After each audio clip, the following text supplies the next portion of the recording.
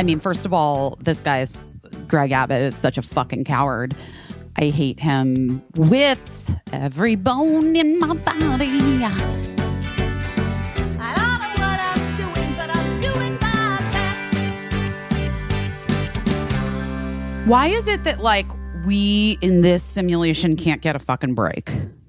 I mean, yeah, the world in general, yes. It's just I'm talking about the world. Obviously, I sit in a fucking place of comfort and privilege. Casey, I'm trying to move these wires. Don't get mad at me. It just has been thing after thing. Yes, it's just relentless. Yeah. And like, it's just, and it's never, it doesn't seem like there's ever an ending. Yeah. Or I feel like, I know this isn't true. I know it was my awakening and awareness. But like, I feel like since Columbine, we haven't had like one full peaceful week. All right, I'm going to say something. In this world. I'm going to say something. What? Because Leanne, my sister, what's up, Leanne? Doesn't listen to the podcast. Because Leanne at that time worked at the news station in Arizona. It was her job, her first job out of college. She was like a producer of the news, news. Well, she was a producer of the commercials for the news. Got it. She produced like the commercials, promos. Promos. She was a promo producer, exactly, among other things. She won awards. Yeah, she's an Emmy award-winning producer. Mm-hmm. Anyway, that was the start. Like it's interesting that you say that because my sister and I have talked about it. I was in college. I was a sophomore in college. But that was like really one of the very first, like, we watched it all unfold in real time, like news cycle things. Like 24-hour news cycles hadn't really taken off in the way that, I mean, it exists now, which is just incessant and constant. Right. Yeah. And I guess that, it's not exactly like a chicken and the egg situation because atrocities have always existed. We know this, right? Like, yes, obviously. Yeah. Things have happened. But there is a certain part of it that some of it does feel a bit driven / exacerbated.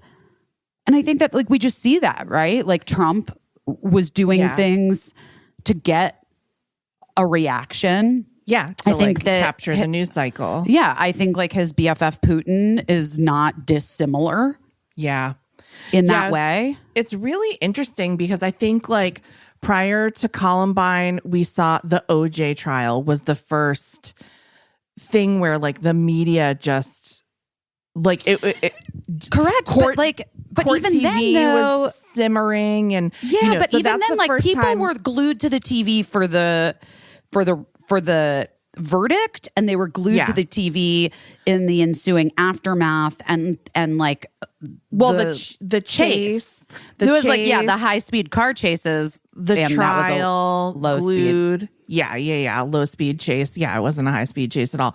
But that was the first time I'd ever seen a TV network basically become like the OJ network, like court TV, basically became like a 24/7 channel that was devoted to this one case. And that was the first time I'd ever, again, like my awareness, it could have existed before. No, but it didn't though. It seemed like a light bulb went off in someone's head and they were like, oh my gosh, this is like so much content for us. I told you what I read, someone told me. I just saw a meme about that, about how someone's like, they're constantly telling their husband that they read something or that their friend told them something, TikTok. And it's from a podcast. Listen to me right now. I originated that in the late 90s, early 2000s when I used to say things to people like, guys, I read this really interesting article in the New Yorker or on PerezHilton.com. And like, because the truth was like, I just consumed, so we all consumed so much. And back then I consumed highbrow and lowbrow. Yeah. And I never knew where I got my information from. And I still clearly don't. And I bet we could research this. Sorry, my boob, I'm PMSing. My boob is falling out of my bra. So guys, you can't see this, but Casey can on the Zoom. But I'm like adjusting my titties right now. I've seen you adjust your boobs before. You've seen my boobs.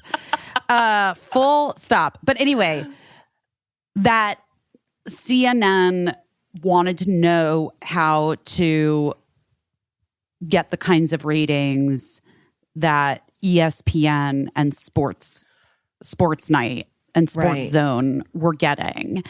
And so they basically like watched the show, the producers, and then decided to follow the template of Sports Center, which that rundown was like this for 5 minutes, this for 5 minutes, this for 3 minutes, but right now it's this. And having like the two people talking about, oh my God, it's our friend Melissa Bell from Vox Media. Yes. This is where I got this from. Oh, okay. Vox Media, guys, not Fox. Vox. Not Vox with a V, not Fox with an F. The good OX. Anyway, and essentially they turned politics and tragedy into sport. Right. And that is why, and we are where we're at right now culturally. Right.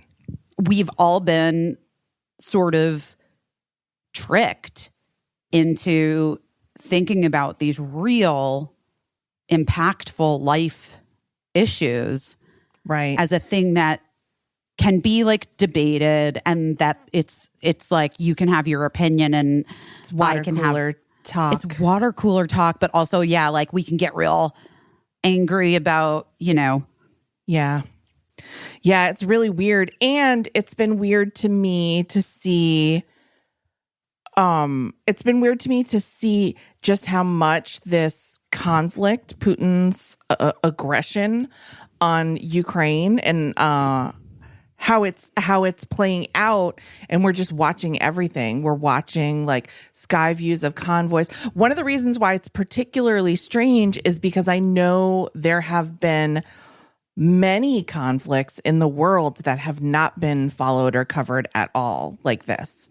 And so it's a little bit weird. Our friend Ashley Nicole Black tweeted how she's just thinking about all of the other victims of war that we didn't pay any mind to, and how it's kind of jarring to see, not that Ukraine doesn't deserve all of our support and our prayers, but just a really, really similar scenarios have played out elsewhere in the world and have not been followed this way. So it's kind of jarring. And I can imagine that a lot of people have a lot of feelings surrounding what we're seeing right now. My main feeling is not my main feeling. That's the wrong way. I'm a little creeped out at the way that people turned President Zelensky into oh my God, celebrity. I'm so glad that you, Casey. I mean, this is why we're friends. This is he was a celebrity. He was a celebrity, but into a hot daddy hero. It's so gross. I can't. He's just trying to live. He's just trying to survive, guys. What are we doing? Oh my God, Casey. Truly, I fucking forgot that I wanted to say this, but all of a sudden I was like, why are people sexualizing this? And this is what a hero is. And also it's I don't know. By the way, I would for men and women who are leaders of countries to not have to literally strap on a bulletproof vest and go into combat in order for us to say that their actions are heroic. You know what I mean? I would some climate change situations, it's just so weird because it's so weird. Here's the thing, and it's hard to articulate and be also, guys, if you posted Zelensky like hot daddy photo, or we were just like, we're not coming whatever. for you. I'm not coming for you at all. Like, bless. Like, I saw some of them and I was like, yeah, definitely, he is a DILF. He's a good looking guy. But it's like, here's you know what's interesting? I always think of my friend Danny, who worked at Watch What Happens Live, who was like at one time in charge of the audience, bringing the audience into, and he said something that I think is so wise and applies to so many things beyond the audience of Watch What Happens Live. He encouraged people to have a sense of occasion. You know, like if someone's telling a sad story, it's not a time to like LOL and yell things out. You know what I mean? If someone's telling a funny story, then we're supportive and we clap and laugh. But he always used the phrase sense of occasion. And I thought it was so smart. And that's largely what I think is like kind of missing from the online discourse. And like, I get it. Like people are like, I'm just fucking around, but it's kind of weird to me. Like I tweeted yesterday that like this war isn't like a meme opportunity and Zelensky isn't the entertainment. You know, like he's trying to live. The lead actor. The lead character? Oh, yeah, God. I just messed it up. Like, I'm like a mom. I'm so sorry, guys. I just messed it up like my mom. Yeah, well, that's okay. We are moms and we will do that increasingly. I can feel it. But yeah, it's been weird for me because I'm just thinking like, I'm praying that this guy lives, that he doesn't get bombed or killed. Yeah, agreed. And like, then I'm just thinking about what if like I posted like a hot zaddy pic of him and like an hour later, the worst happens. Like, you know what I mean? Does anybody, I don't know. It's so Is weird. this thing on? Hello? Yeah. Is this thing on? So weird. But I No, also I'm did with tweet, you. like, that being said, it's totally normal to have sex dreams about Chef Jose Andres because Oh my God. I fucking love Jose Andres. I love him so much. I just love him so much. I know it's nuanced and it's complicated and it might not make sense to everyone, but I think it's okay to have involuntary feelings about Chef Jose Andres that you just keep close in your heart. Whereas I'm a little creeped out by the fetishization, is that a word, of President Zelensky. The fetishization. Yeah. Yeah. And just all Ukrainian citizens with, you know, that are like fucking fighting for their lives. I mean, listen. It's been tough. It's been a tough time. I mean, it just has been a tough time. And it's hard. Here's the thing, Case. And I really do think this is true. Like, I don't think I've posted anything on Instagram for a couple of days. Because it is hard. You know, I follow my own rules about these things where I'm just like, when I feel like, you know, but it's hard to know in this current cultural climate. It's almost like hard for even the best of us, of us. I'm not including myself in that. I just mean all of us, that everyone. Our better natures. To understand what is appropriate. Because we have been so mind fucked, especially in the last decade, by the 24-hour news cycle, by what is entertainment, by what is a human story, by what is worthy of attention and what isn't. And like, we've been asked to pull apart all of these things and also be participatory in a system that like is being invented as it goes. Right. A social construct, social media, that is like, we are the inventors of, we are deciding how it goes, but we're largely influenced by popular culture and celebrity and like what we see businesses and other people doing, and like the default to making an LOL. I mean, yes, the thing your friend at Watch What Happens Live said is 100, like, should be put on the front page. Yes, have a sense of occasion. Solemnity. Like is that the word? No, I mean, yeah, appropriateness, solemnity. These are all things that I think are like weirdly, like they've just fallen by the wayside. And I know I sound like such a school marm, but like if you can't be solemn about one single thing, I'm worried. I'm worried. Well, it's the thing, right? Like it's sitting in uncomfortable feelings, which Yes. like that's the fucking trick of life. I was accused recently by someone in my life of not being able to like sit with uncomfortable feelings, and I was like, motherfucker, I'm all uncomfortable feelings. Why do you think I'm crying so much? Oh my gosh. I can sit with being uncomfortable. Yeah. I don't like it. Right. Who right. does?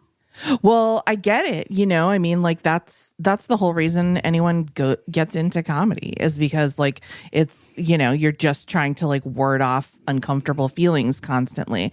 But I do think just for me, like I've really had to stay off social media because it has just been bumming me out. And listen, I sound like the biggest asshole in the world right now. The social media has been bumming me out. Like what a dick. But, I feel like this is like serious shit that's going on and the world is in danger and people are scared. And like, I'm not saying anything. I'm just saying it feels like, it feels not good for me to consume. Right. I agree. Because here's what I've been struggling with too. My preferred social medias is Insta. But here's what I've been struggling with too the last few days. It's like, I don't really have anything that I feel like posting. You know what I mean? But then beyond that, like people's posts like promoting things feel really weird to me in this moment as well. Yeah.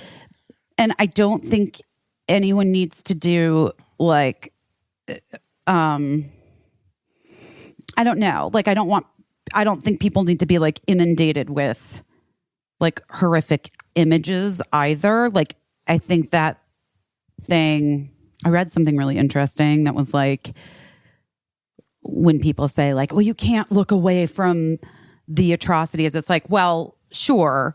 Like implying what? That by just inundating yourself with horrific images, that is somehow going to change the inherent privilege that you've been born into. It doesn't change anything. Right. You know what I mean? Like you need to be able to know what your limit is in order for you to not get overwhelmed and shut down, which I think feels like maybe a little bit what you're experiencing as well. Right.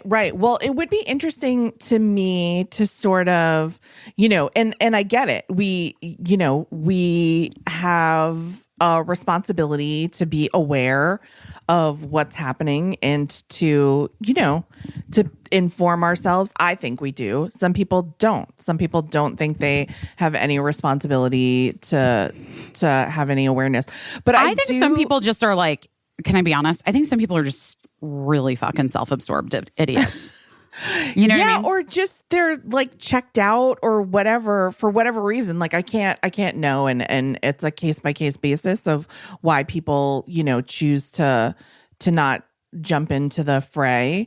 But what I do wonder is it long-term damaging? Like I would think that I would think that you're not really meant to see horror and atrocity. You know what I mean? No, like, it's why that's why you have like a human reaction to it when you see it. So I would wonder if seeing it repeatedly every time, because now we have the technology and someone is always poised at an atrocity with a camera ready, or sometimes video, if seeing everything all the time is somehow contributing to the glibness. I'm not to quote Tom Cruise.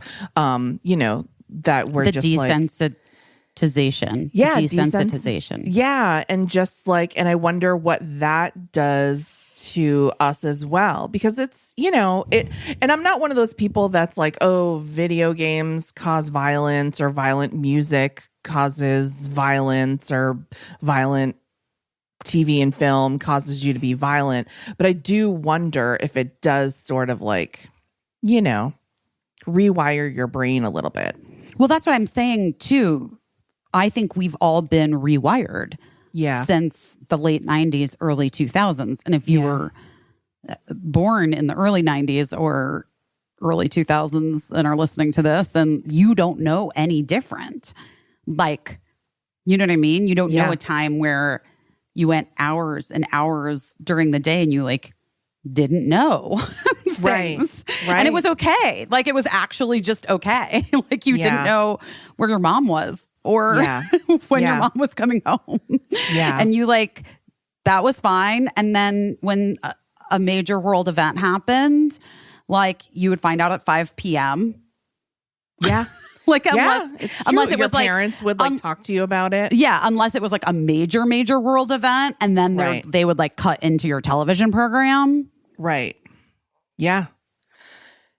Wild. I mean, it's interesting. It's wild times. Yeah. And I just think that like, gosh, like society is just moving so fast, you know, now that I'm talking about like violent television shows, you know, like how the realism in television just didn't exist like when our parents were watching television. And then like Caissie, you watched Freaks and Geeks, right? Yes. Okay. Guys at home, if you haven't watched Freaks and Geeks, first of all, what are you doing with your life? But secondly, you should watch it. Yeah. You should watch it. You'll see baby me, 19 years old and 19 and 20 on that show. And I mean, I pretty much look like Birdie. It's crazy. Yeah. If I didn't know me, I would think like maybe I had work done. I'm not kidding. I feel like I look so different in so many ways. Yeah. But it's what happens. You get older. What happens when you grow. Anyway, but to illustrate your point, Caissie, the third episode of the series was Kim Kelly is My Friend, in which you get to go home with my character, Kim Kelly, who's like Lindsay Weir's new friend, and you're sort of unclear about her motivations. She's a little bit like, she's like from like kind of like a tough family. Yeah. They don't have a lot of money.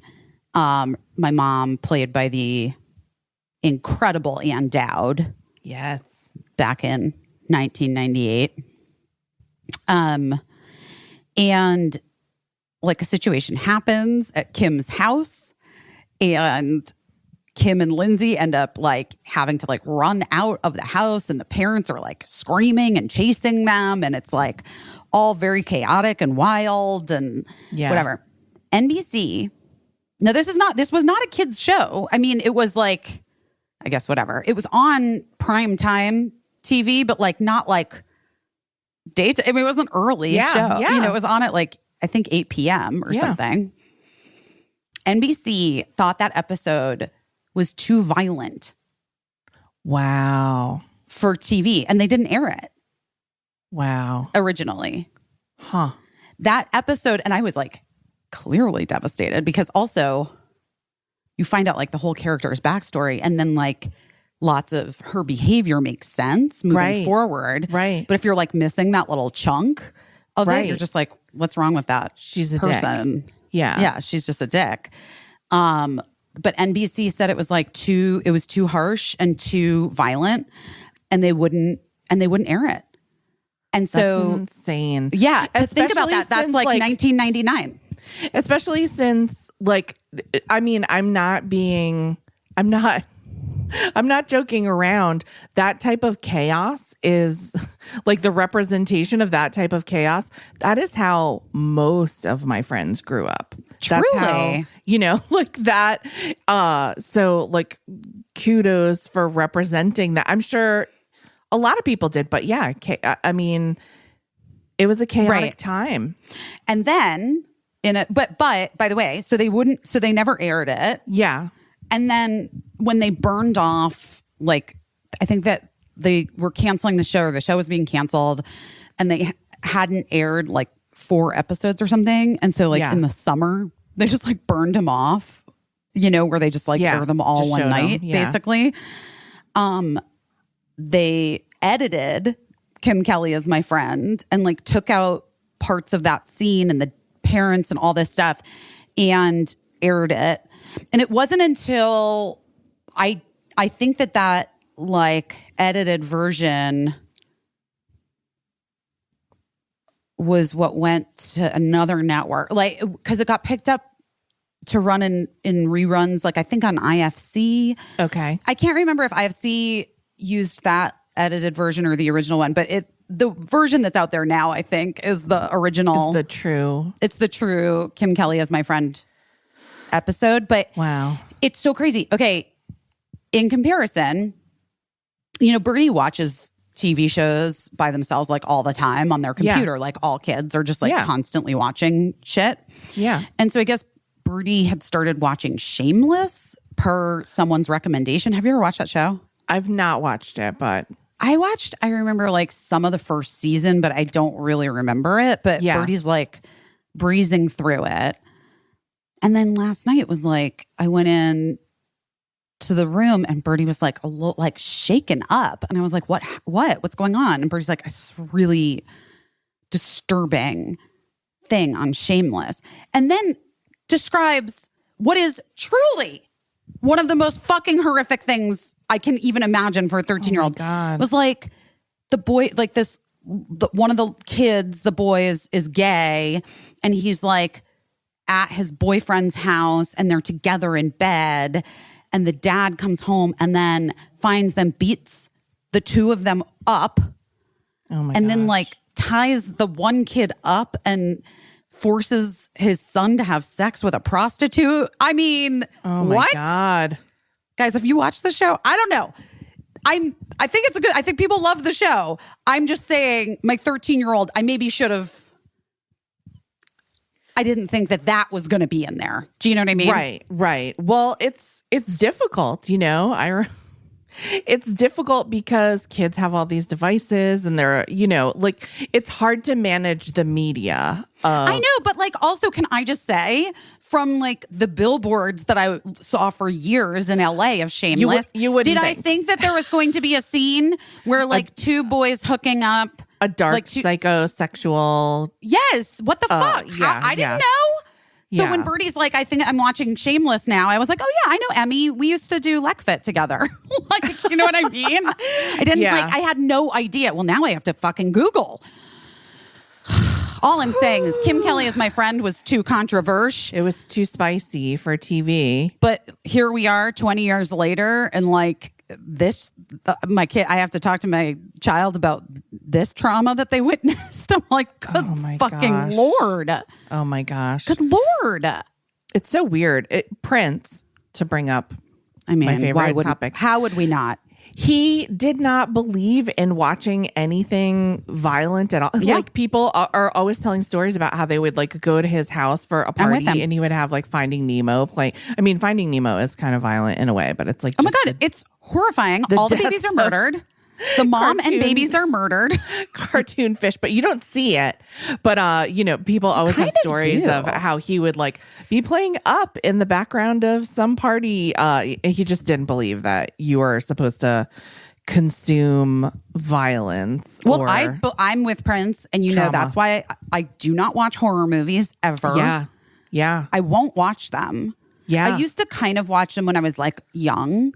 Yeah. But I have no room in my brain for atrocities and horror that's been thought up by some, like, you know, a white dude named Chad. You know, like I just can't. I'm not like watching those movies at all. I would have been in so much trouble. I didn't have cable at all until I was an adult because we couldn't have afforded it. We couldn't have afforded all these channels or whatever that they have, but they didn't, like where I lived was so rural that they just didn't even have cable. Like it wasn't available to bring the cable up the road to where I lived. But I would have been in so much trouble because the second I ever went to anyone's house that had cable, I was like all over.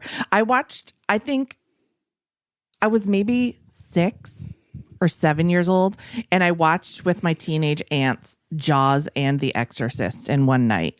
No. Yeah. No. And they were teenagers. They were young teenagers, so they were like, this is fine. They were like, they probably shouldn't have been watching it themselves, you know, but we all watched it, and then I was like, I don't feel good after. No. And They were I hate that. don't tell your mom that we let you watch this. But I would have been in so much trouble. I was constantly I was like Carol Ann, drawn to the TV.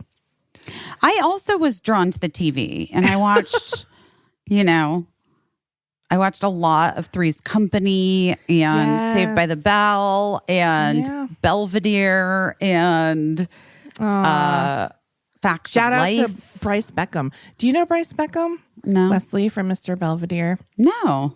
Oh my God, he's great. He's grown up now. He's still an actor and a writer. Really? That's He's cute. the best. I love that guy. Well, I was watching those things, never was into horror movies. Was very into my favorite movie of all time, Can't Buy Me Love, which my friend Bonnie on Instagram does these amazing deep dives into movies and pop culture from our childhood and teen years. Yeah. And she does these stories where she it's almost like you, of course, remember Pop-Up Video. Yes.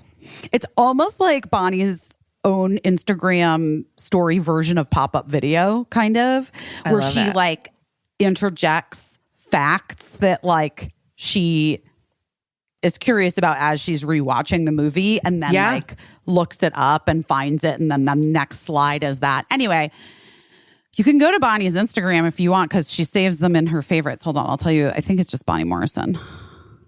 Let's look. Bonnie. It's Fierce Grandma. That's Fierce what Grandma. It is. Okay. Grandma. Yeah, Fierce Grandma. Bonnie Morrison. She's the best. She's so smart.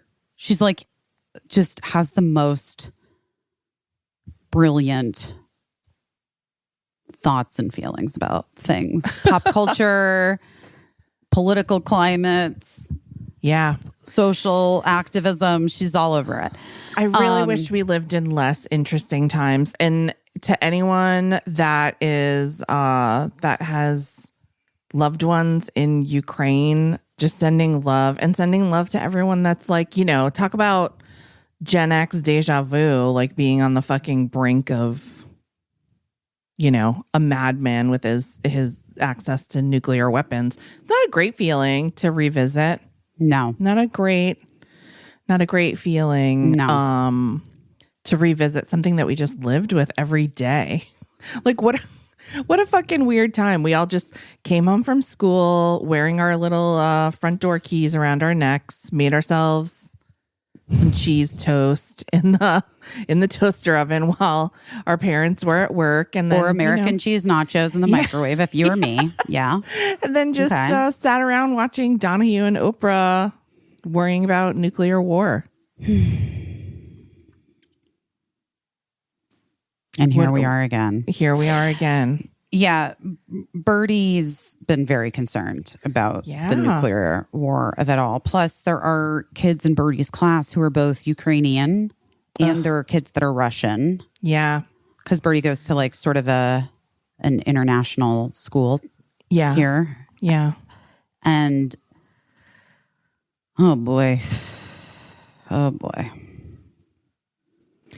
It's a lot. It's a lot. Yeah. I know a lot of Ukrainian Americans, and I've been just following closely everything that they've been saying, and and trying to just trying to do whatever, trying to amplify voices that I feel are helpful, all of that stuff. Ooh, that guess what I'm doing for the next 2 not days? enough. What are you doing? I rejoined Cameo for 2 days because they're doing, I think for the next 8 days, people on Cameo are donating all of the money to, well, you can choose to. Some people don't do it. Yeah. To Choose Love, which is an awesome organization. Oh, great. That I've donated to in the past, and actually they have such a cool thing. Do you know what they are? They're based out of the UK. It's for refugees. It's help and supplies for refugees. Oh, good. Okay. You can do this cool thing where you can you know what it's kind of like? It's kind of like Heifer Foundation. Okay. Heifer, you send a goat or you Right, send right. like a cow or whatever. Heifer. It's not. Is it heifer? It's I always heifer. called I it worked it. I know, me heifer. too. So And then funny. I did a campaign for them a couple of years ago, And they told you. and I was corrected. That's so interesting. Well, Yeah. anyway, I'm glad you're If saying you think that it's because heifer, you are not alone. you're not but alone. That's what I would have known it as. Yeah. actually heifer. The That's how Heifer they say it. Foundation is how I'd always heard it. So I'm glad you're saying that. Now we can, it's a real Kiev It's a really situation. Tegan Tigan. You know what I mean? Tegan, yes. Speaking Um, of those the Tegan legends, I just want to shout out. They are a couple that has, I believe, a sense of occasion. They've been doing what they did at the beginning of the pandemic and just using their powers for good. New York City is having a real moment right now, huh? It just feels like directly outside of my window is having a moment. I don't even know if it's New York City or if it's just right here. That's so interesting. I never heard weird. a siren like that. That was just like that warbly. I have, because it's when they get stuck behind traffic. And they're like, yeah, it's like their version of, okay, well, I hope And then they everything just is- sit there with that yeah, siren on. yeah. So I that's hope fun. everything's okay. I mean, Casey, you know. Everything's not okay. Yeah, No. I know. Yeah. So you are doing cameos to raise money for Choose Love. Yes, That's very cool. Have you done any yet? I did one. I Okay. just announced it, and I'm just Okay. doing it for 2 days. I'm doing it for 2 days because I only have the time like when the kids are at school, and these next 2 days I like don't have a ton of other stuff Yeah. scheduled. Like, Yeah. it really feels like the siren is not going anywhere. It's like, sir, do you need to keep the siren on? Yeah. New York City is rough because like everywhere else you can pull over to let a siren by, but you can't always do that in New York City. I know, but this is weird. This is annoying to me. Yeah. Now it's annoying to me. Well, I'm just glad that we're not adding to it by my new neighbor, a dog the size of an angry horse. Like it sounds like if a really upset horse could bark. Oh no. Ginormous. And this is like the first time he has stopped barking in all week long. Well, he's like, don't worry about So- it. I sent some sirens to New York. Yeah. So he's really contributing to the peacefulness of the neighborhood. I'm sure the people that brought him home have their reasons. I'm sure they love him very much. They could bring him inside once in a while, but maybe he's too big to go in the house because he's horse sized. But yeah, he's that's my new neighbor. We haven't befriended him yet, but I'm just glad that he's not barking in addition to the sirens. I'm sure he'll Seriously, make it. should I go on the Citizen app? Like, what the fuck is happening, guys? Well, wait. it stopped. It went away. Like, abruptly stopped. Citizen heard you saying that. Citizen app is the I most. know. We find it shady. It is the best evidence that we're living in a simulation, I think. Including just now when you said you're going to open it and then suddenly the sirens stop. Coincidence? Probably. No. But feels like it's not. I feel like now I'm going to try to find out What it on was. this app. Yeah. Wait, here's what's so crazy. What? One of the things that I just unpacked here Yes. in Casa Kismet is the Ginger's Rejuvenating Self-Care Kit.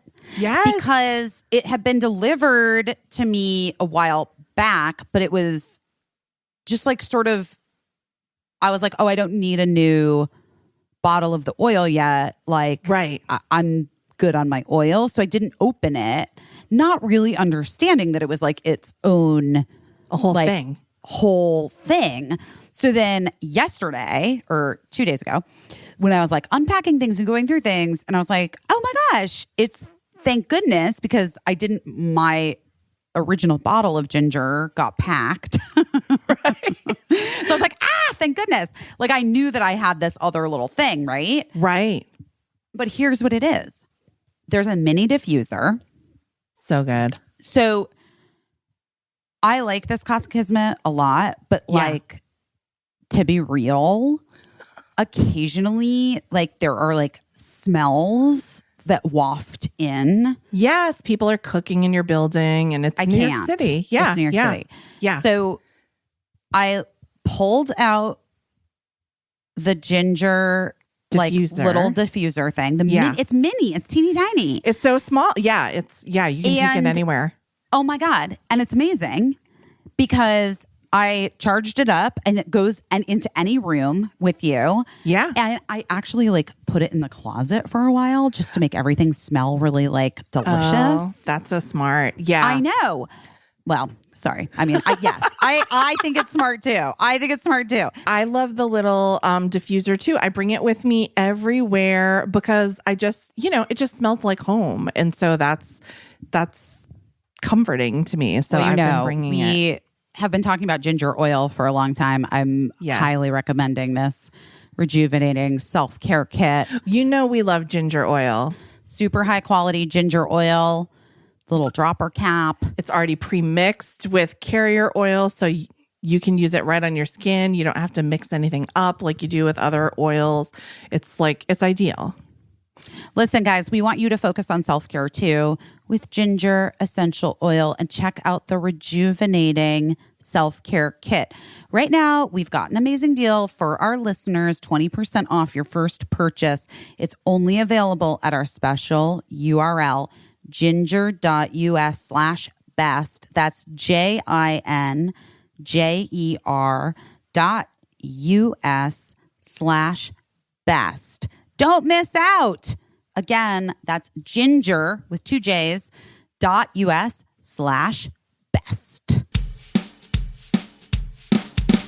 Hop water, everybody loves to hop with the hop water. Is that good? That was a cute one. Yeah, I like it. I love my hop water. I really do too. Yeah. I know. And I know I know that Matt loves it too. Whole fam is on the mocktails with the hop water. The hop water train. Yeah. I mean, I'm a big seltzer drinker, but sometimes I don't know. I'm just like this again. I want something that's like a little more, like a little carbonation feeling with like a little boost that's not necessarily, a full-blown cocktail. And so hop water is really filling in that need for me. Well, I feel exactly the same. Like I like to have a refreshing drink after a long, busy day. Yeah. But I don't want to necessarily like every day have to have a cocktail. You know what I mean? Have several. Yeah.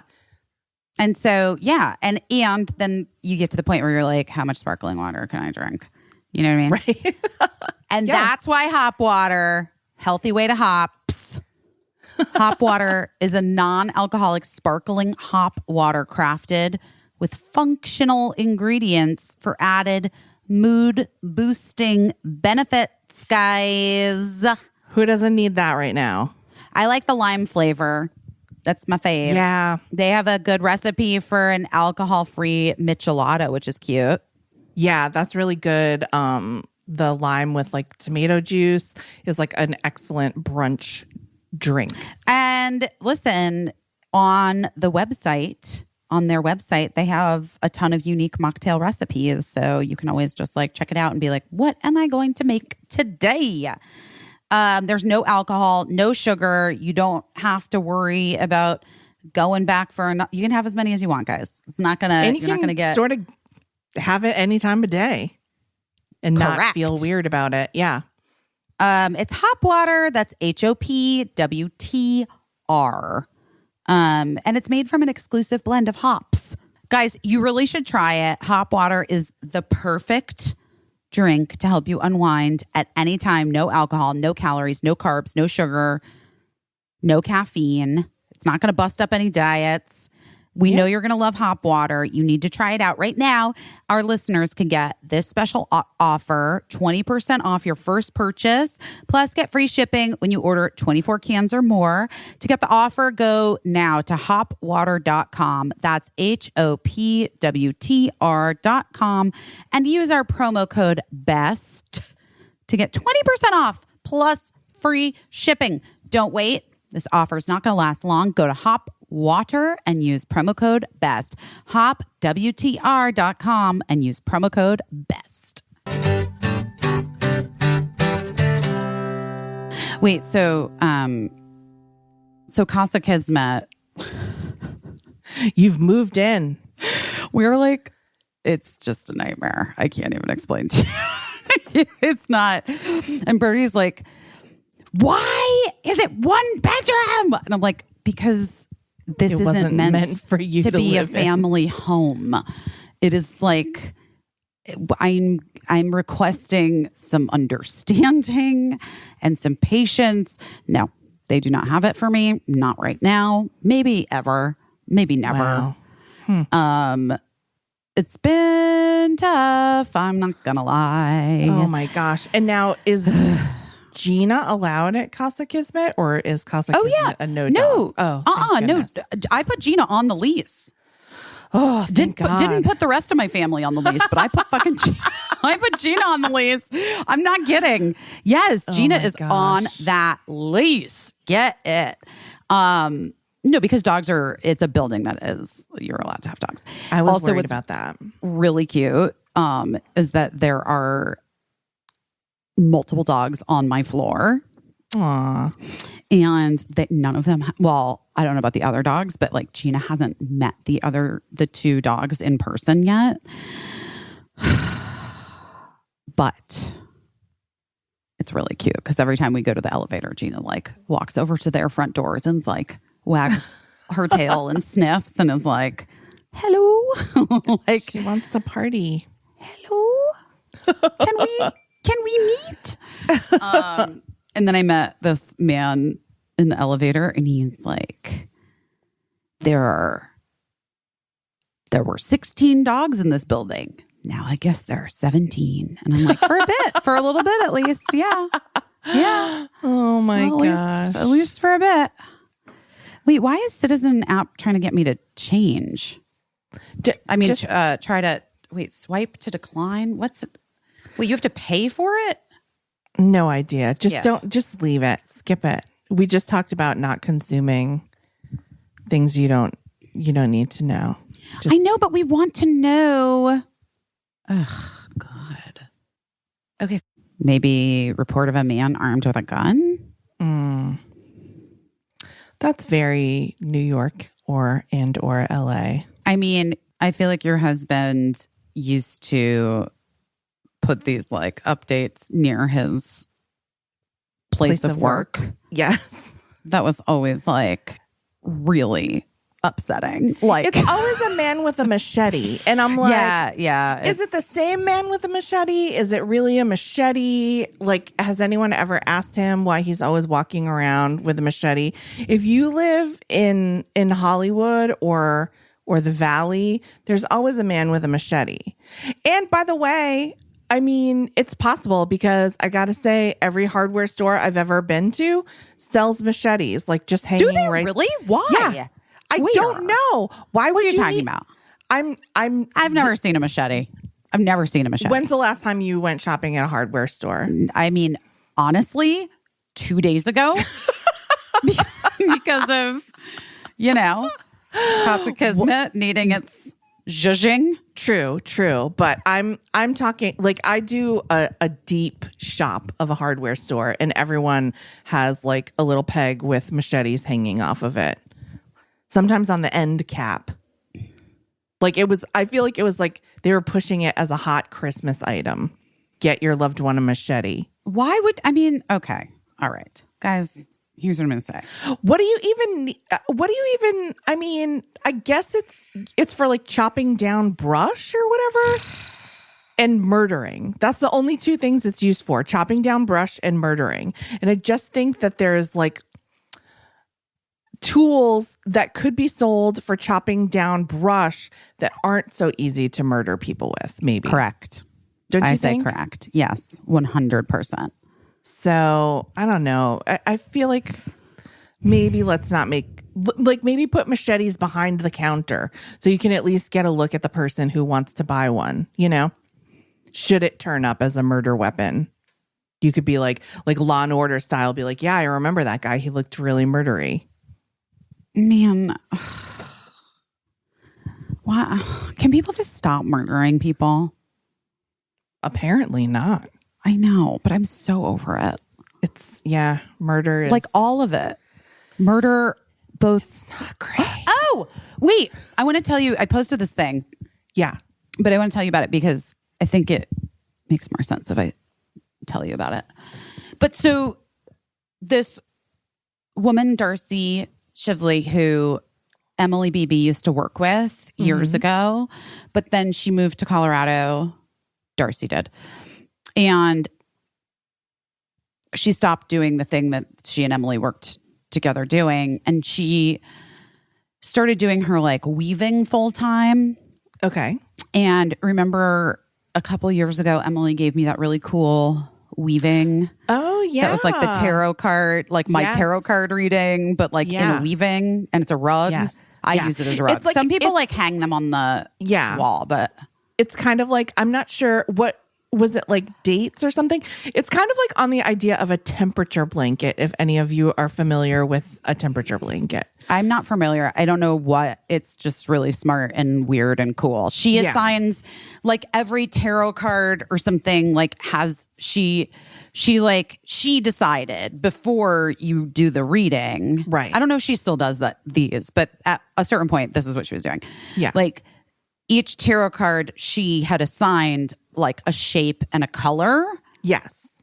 And then you would send her your like 6-card read or 9-card reading or whatever. Yeah. And then she used those colors and shapes in a weaving for you. And it rug. was really cool. I mean, mine is cool. so cool. And every time I've ever it's ever been somewhere posted on my Instagram, people are like, oh my God, what is that? Yeah, they That's want amazing. that. Yeah, it's very cool. Yes. So Darcy's like a very cool artist. And then she and I kind of became friends because for a while they were going to maybe move. She's from South Carolina and they were going to maybe move back. And like we were there at the same time in the summers and would, see each other literally like just friends through Emily Beebe. Yeah. And I think she does such cool art. So obviously you follow her on Instagram, which is, how you do. And she a while back posted this thing, there had been these very devastating fires in Colorado. Yeah. And a while back she was like, I have this idea. The fires were last summer. So it's been a minute, Yeah.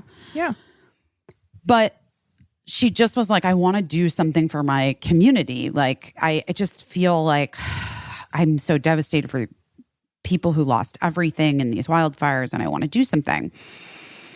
And so she had this idea, and I love it. This is like kind of like what I was talking about in terms of like trying to just think small and think locally and think, whatever.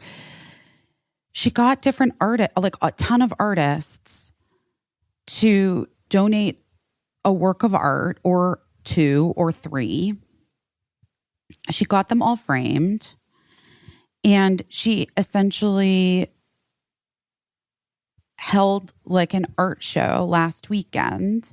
Aww. And all of the people who lost their homes in the fires were invited to come and pick out like a new piece of art for their new home.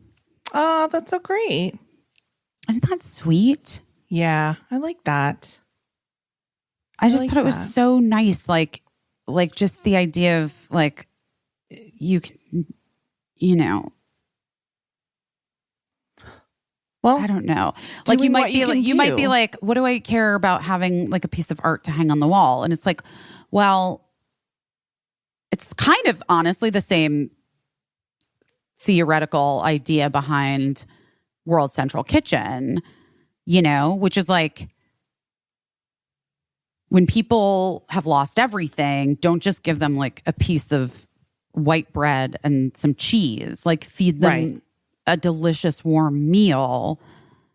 Right. And give them the experience of being taken care of. And like when, you know, these people in Darcy's community in Colorado like lost everything. Yeah.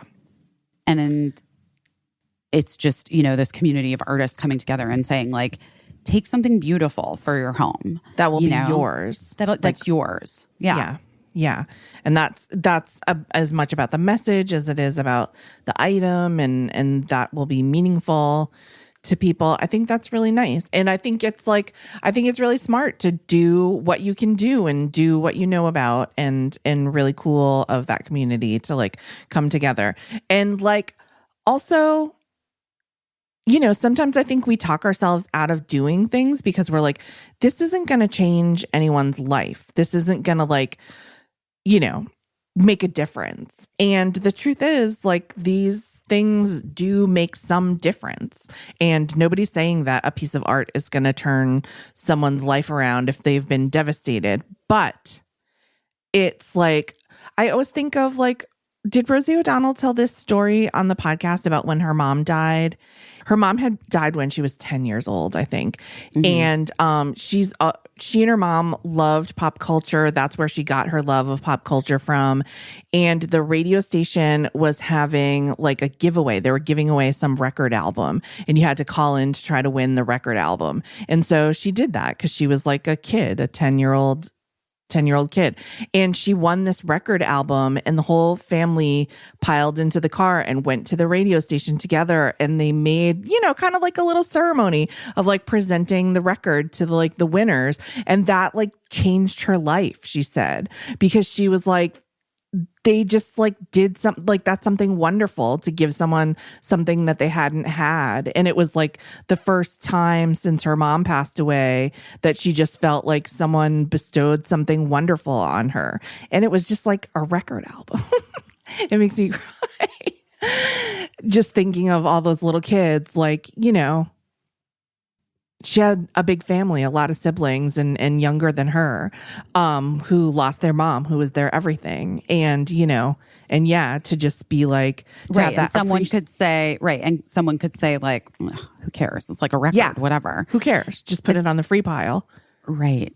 But it can mean so much. Yes. To someone, which is also circling back to explaining what Choose Love is. Yes. The organization. You can go on their site and like pick things to send, specific things. Like, I love it. Like, this is like the warmth pack, and it's like this new sleeping bag and this new comforter and this new like cozy hat for a kid. You know what I mean? Yeah. And like you basically shop like like these cool things. And you know, it's the same thing. Like, I do think it's tricky, right? Like, charitable giving gets complicated, I think, for a lot of people. And you want to make sure that you're doing a thing that is going to be like where the money is going to go in the right direction and to the right things. And you want to make sure that there's like accountability. And I don't know. I just feel like you can never go wrong when you're recognizing the humanity in others. Yeah. Do you know what I'm saying? Yeah.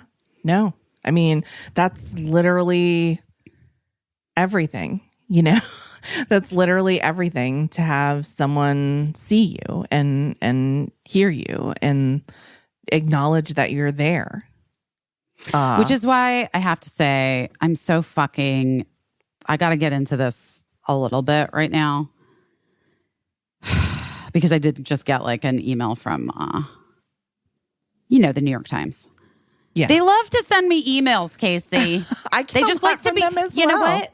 They like to be in contact.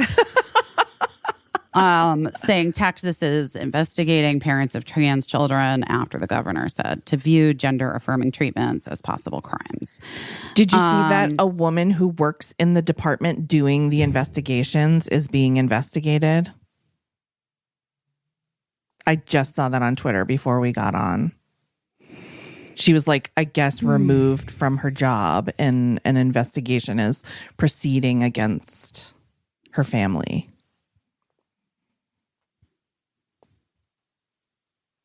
I mean, I donated some money to Beto O'Rourke. I am going to say that. Yeah. I went in and donated some money to him. Yeah. And to trans Texas. Yeah. And their primaries today. Today is the primary. Yeah. I know. I'm pretty nervous. A lot of people, I mean, first of all, this guy's Greg Abbott is such a fucking coward. I hate him with every bone in my body. I mean, it's all strategic. That's the thing. The cruelty is strategic. It's strategic to direct people away from his failure during the ice storm and the freezing and the loss of power, and his directive that he gave to like basically gouge prices for the electricity. Right. This is a horrible person who's in charge. Yeah. And, you know, but this is, I mean, what's abusive is Governor Greg Abbott. He is an abusive person. Yeah. He's inflicting abuse. And I think mental trauma, like actual trauma, yes, on kids and parents and women and trans people in Texas, but also all across the United States. Yeah, I think this is something that people now have to hear about and witness and worry that it could come to their home, and to also have empathy for the people that are going through this. And, you know, it's not even constitutional. Like, it's not. Well, none of what he's done has been constitutional. But here's the abortion law is not constitutional, right, as it stands now. I mean, we'll see what, you know, fucking beer pong and what's her face fucking decide to do. You know who I'm talking about. I know the two. I know those two.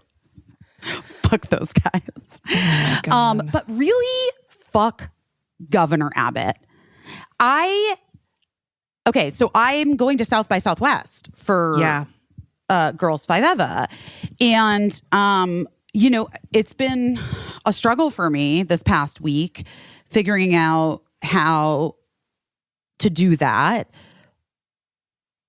if I want to even set foot in the state of Texas, right, period. Right. If there's more good to be gained by going and showing the good people of Texas that they're going to continue to have support, and that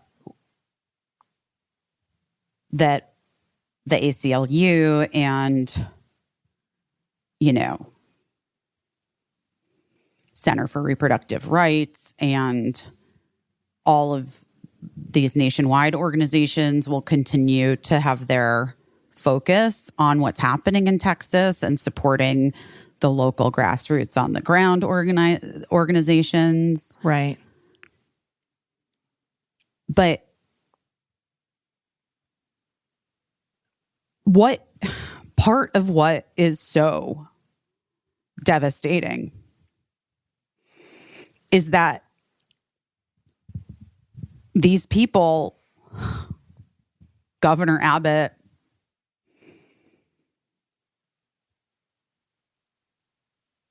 and what's his fucking face from Georgia? What's his name? I've just been thinking about Ron DeSantis in Florida so much. And Ron DeSantis in Florida is that they are a part of a system of oppression that is attempting to figure out ways to strip the rights of people just trying to live their fucking lives. Right. By going around the laws and the Constitution and the and the desires and the support of the vast majority of Americans, both in their state and nationwide. Right. And so what they're doing is so fucking insidious and so evil because they are each of them in their own ways. Ohio and DeSantis with his gay, whatever the fuck bill, whatever he called it. Don't say gay. Don't say gay. Fuck that guy. All of these different people, these Republican leaders, these are like trying to go around the system and the will of the people in a democracy to find these loopholes. And if one of them fucking sticks, then all of the rest of them are going to utilize those loopholes. Right. And to what end? Again. They'll change the rules to make, if something's not working, they'll change the rules. They'll stonewall and never let us change the rules. They'll gerrymander. They'll suppress voting because that's the only way that they can win, because we know that the majority of Americans don't support any of these regressive, shameful, damaging policies that they have. To what end? I don't know. Honestly, like, to consolidate power for what? I don't know. For what? I don't know. I don't either. So, and I fail to see the humanity in these people at all at this point. And I know that Marjorie Taylor Greene speak at a white nationalist rally and everybody's just like, yeah, she shouldn't have done that. Like, where is the censure for that? Where's the fucking line? Right. There is no line. There is no line. Well, so there has to be a fucking line. Like, we got to make a line. Well, that's what is so frustrating, right? Because it's like we're being run roughshod over as a country by these people. Bullies? And by, I don't know what the fuck they are. They're worse than bullies. They're psychopaths. They're evil people. Villains. And it's Governor Brian Kemp from Georgia, by the way. That's right, what we're Kemp. trying to remember his name. I don't know, because here's the thing. Like, I believe so much in what so many Democrats are doing and what so many progressive people are doing. But I also see that, like, I feel like this has been going on for a really long time. And people are always like, you have to stand up. You have to fight.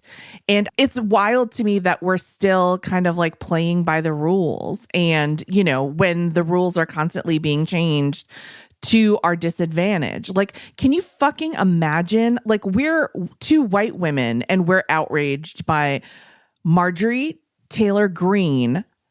How do you even, let's not even try to describe her, because it'll be offensive to whoever you compare her to.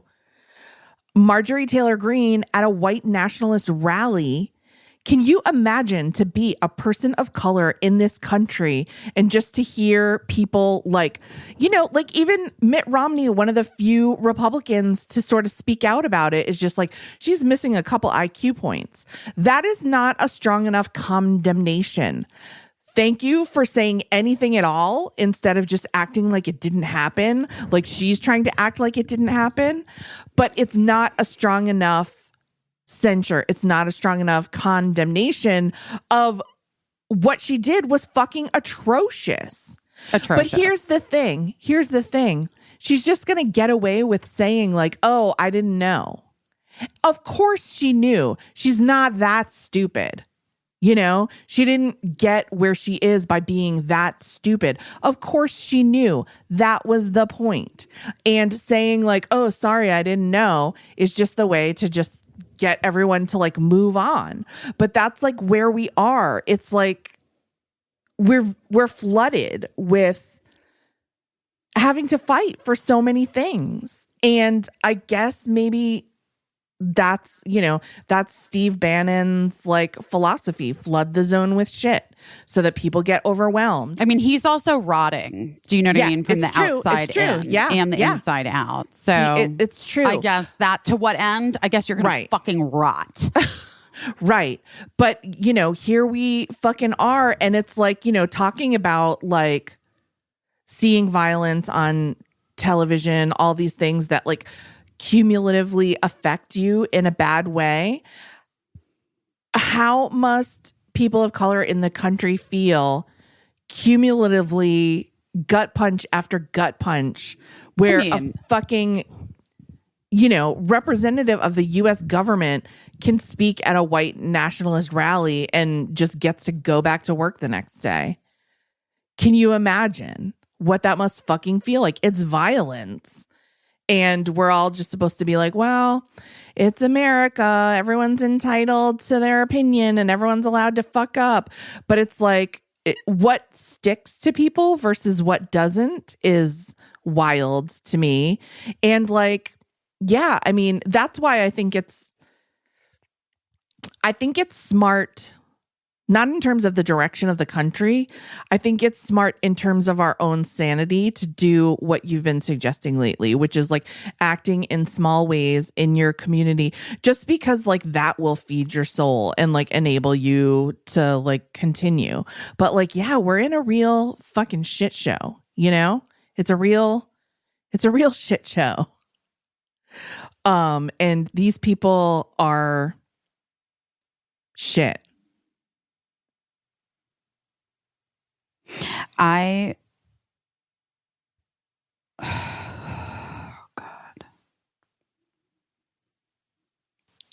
I want to sue Governor Abbott.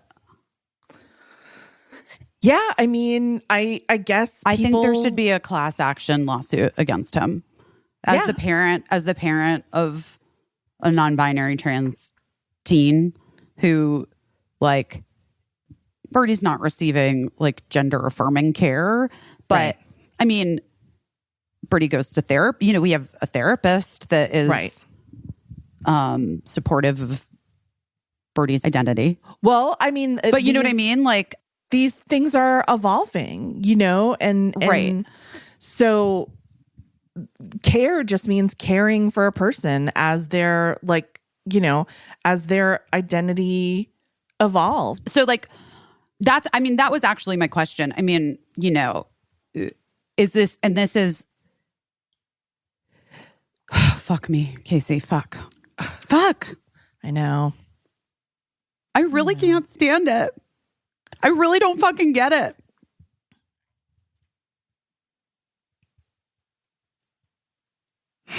And it's all because of the fucking primaries. I mean, that's what I was like. I've been on all these calls, you know, this week after Governor Abbott made that recommendation. It's not even a law. It's not a law. Right. It was like a whatever. Right. Well, suggestion. It's a suggestion, and it's also a license for hateful people to enact it's a their license. hatred. That's right. You know, it's the same as fucking stand your ground gun laws, which, by the way, only fucking apply to the people that certain people think they should apply to. Because if a black person stands their ground with a gun, you know it's not happening the same way as when a white person stands their ground with a gun. You know? It's just not. I mean, yesterday, like the Senate voted on the Women's Health Care Protection Act. Yeah. It wasn't a vote on that, just to be clear. It was a procedural step that it's not dead, is what I'm trying to say. Women's Healthcare Protection Act isn't dead. They don't have the votes for it, so it isn't moving forward now. Right. But there's a difference between it getting like voted down versus what happened yesterday. So if like you saw it yesterday and you're like, oh, they voted it down. They voted Women's Healthcare Protection Act down. That's not accurate. That's not exactly what happened. It was determined that they don't have the votes to proceed at this time. But it gave them a better idea of where to focus energy and maybe there's a possibility in the future. It seems like so crazy. It's so crazy to me that it's even a conversation, like that it's so fucking crazy to me. I'm so like, I guess I'm very overwhelmed, I guess. Yeah. Well, I think everyone must be, right? I mean, this week has felt truly, as we were saying, like 1,000 years. And I'm just like in my house in LA, you know? Like I have felt very frozen and unable to do a lot and not able to like do well at the things that I'm trying to do. And I'm just in my house in LA, you know? So I can't imagine how other people are feeling. I can't imagine how families in Texas are feeling. I can't imagine how people in Georgia are feeling. I can't imagine how young women of reproductive age are feeling, being constantly told maybe in the future. You know, that's been happening since forever, you know, and I can't imagine how everybody with, you know, whether you have people that you know in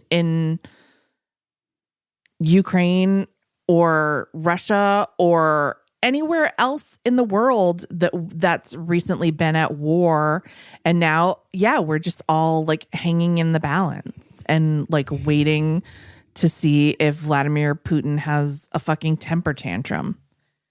And our like former president being like, that guy's a genius. Well, that's the other thing. These like all these Republicans who are now like, I don't even understand this is like, it's so Caissie and I sometimes text each other things that are like, I mean, sometimes within things that we talk about here, but sometimes not.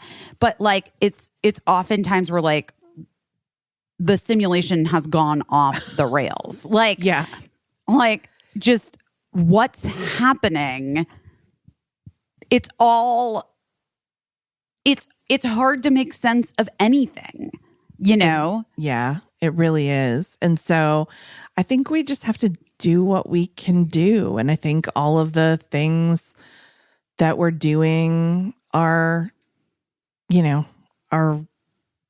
right, except for sexualizing the president of Ukraine. I don't think that's right. But if that's the only way you can get through, guys, if it's what you need, I guess you know what? I guess. You know what? You know what, Caissie? I've come around on it. I've decided that if that's what people need, if that's what they need to do to get, maybe, I don't fucking know. Yeah, I'm not judging you, but we'll agree to disagree on it. I don't like it, but I'm just, you know. I'm not going to come for you. I'm not going to personally condemn you individually if that's what you've done or what you're doing. I just think it's creepy. But I do too. And it's so funny that like I fully forgot that I wanted to talk about that. And then you just like, we're like, wait, first off, I need to talk about this. Like, me too.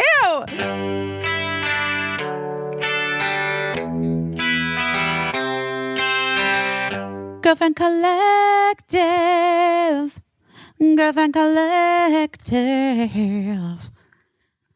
I love Girlfriend Collective. I love it. I do too. Do you know that I wear, when it's cold, like it was 20 degrees or whatever yesterday. Yeah. And, you know, I still love to wear my dresses. I'm trying to figure out my fashion on the East Coast. I really am trying. Yeah. But you know what my recent realization is? What? if I wear my Girlfriend Collective leggings Under a dress.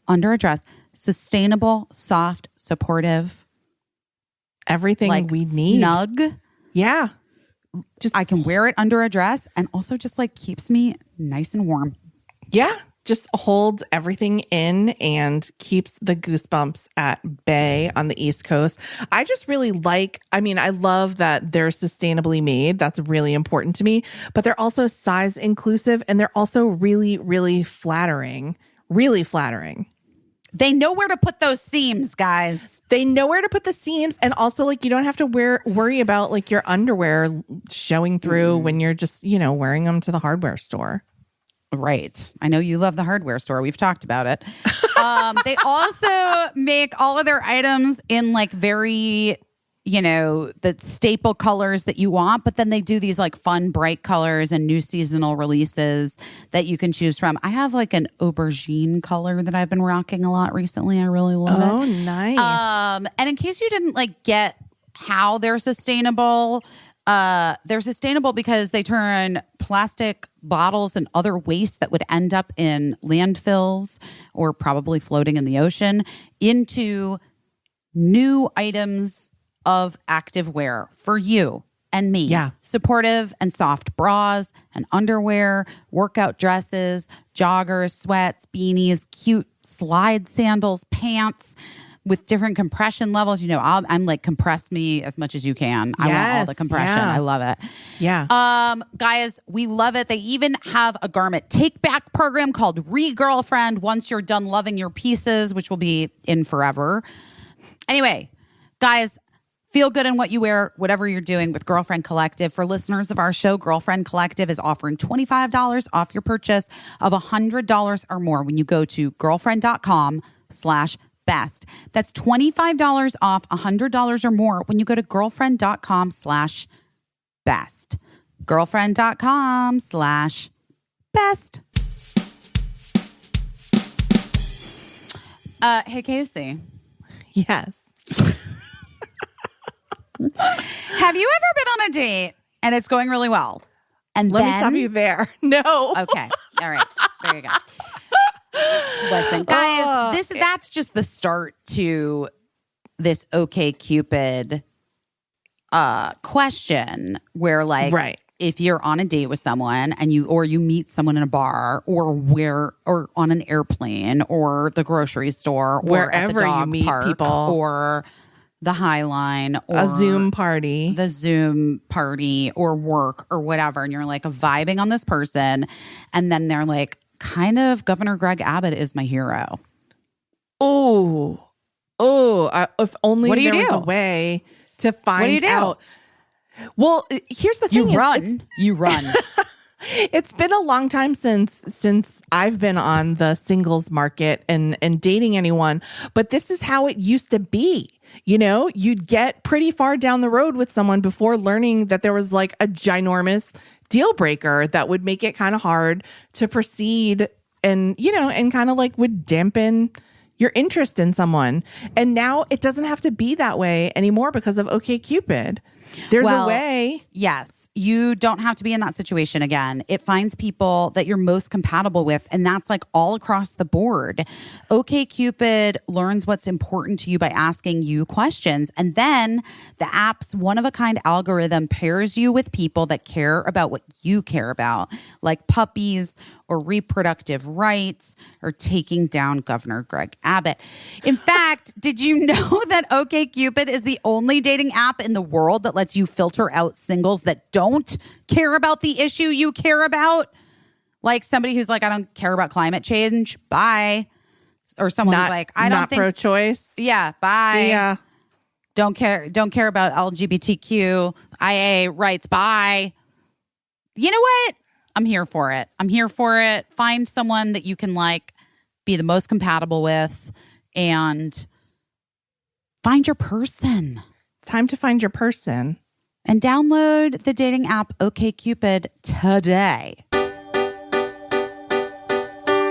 You know what else was trending all day on Twitter that I was going to text you about it. And then I was like, she's in the middle of like trying to move and like live in a a one bedroom with her family, and that's probably more important than this. But like, did you see the thing that was trending all day yesterday when that scientist was talking about, is our reality a hallucination? Oh my God, no. It was trending all day, and I kind of was like, it was based on an article that came out, but then the scientist that they were like referring to had like a TED talk in the past. So of course I went back and watched the TED talk, and it was like saying that we're hallucinating reality is a real oversimplification of what this guy was trying to say, but it was fascinating. Well, is it that like everything is made up and exists? No, like, no, I think that's what a lot of people, I think that's what a lot of people took away from, when you just read the headline.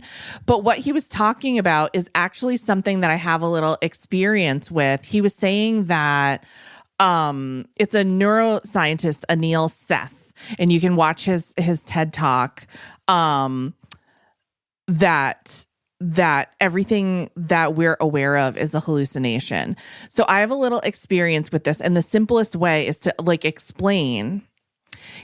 I think what he was trying to say, and scientists out there are listening, because I know there are some of you are scientists, correct me if I'm wrong. He was basically saying that like everything that we see and experience outside of our body is just kind of like an estimation. Like our brain is just doing the 100%. I know this. I know this is what I was trying to say. Yes. Like we fill in the gaps. Yes. So that's basically what he was trying to say, and saying that like, our consciousness just really works to like build a full picture. So the reason I have some experience with this is because when I worked in the nursing home, a lot of people were amputees for various reasons, whether they'd been in war or whether, through diabetes, other disease, they had lost a limb. And so a lot of times, you've heard of like phantom limb syndrome.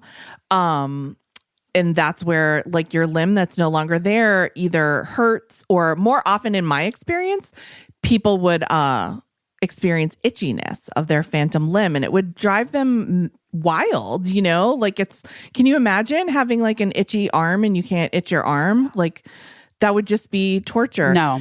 So, at any rate, a really smart nurse at one point was like, here's a thing that you can do that you can, if the person can see well, you can hold a mirror, get like a big mirror, hold it so that it shows the reflection of the limb that's still there, and ask them where it itches, and you can scratch that part of their arm that's there and ask them to look at the reflection as if their other arm is still there, and that will like oftentimes relieve the itchiness because it's in your brain. Because it's in your brain, yes. And so that's where I have some experience, or you can like rub it if somebody is like complaining of like a muscle ache or whatever. So anyway, that was basically what he was saying about everything's a hallucination. It just that our brains are working really hard to like paint a complete picture of things that might not necessarily be complete. But it was really interesting.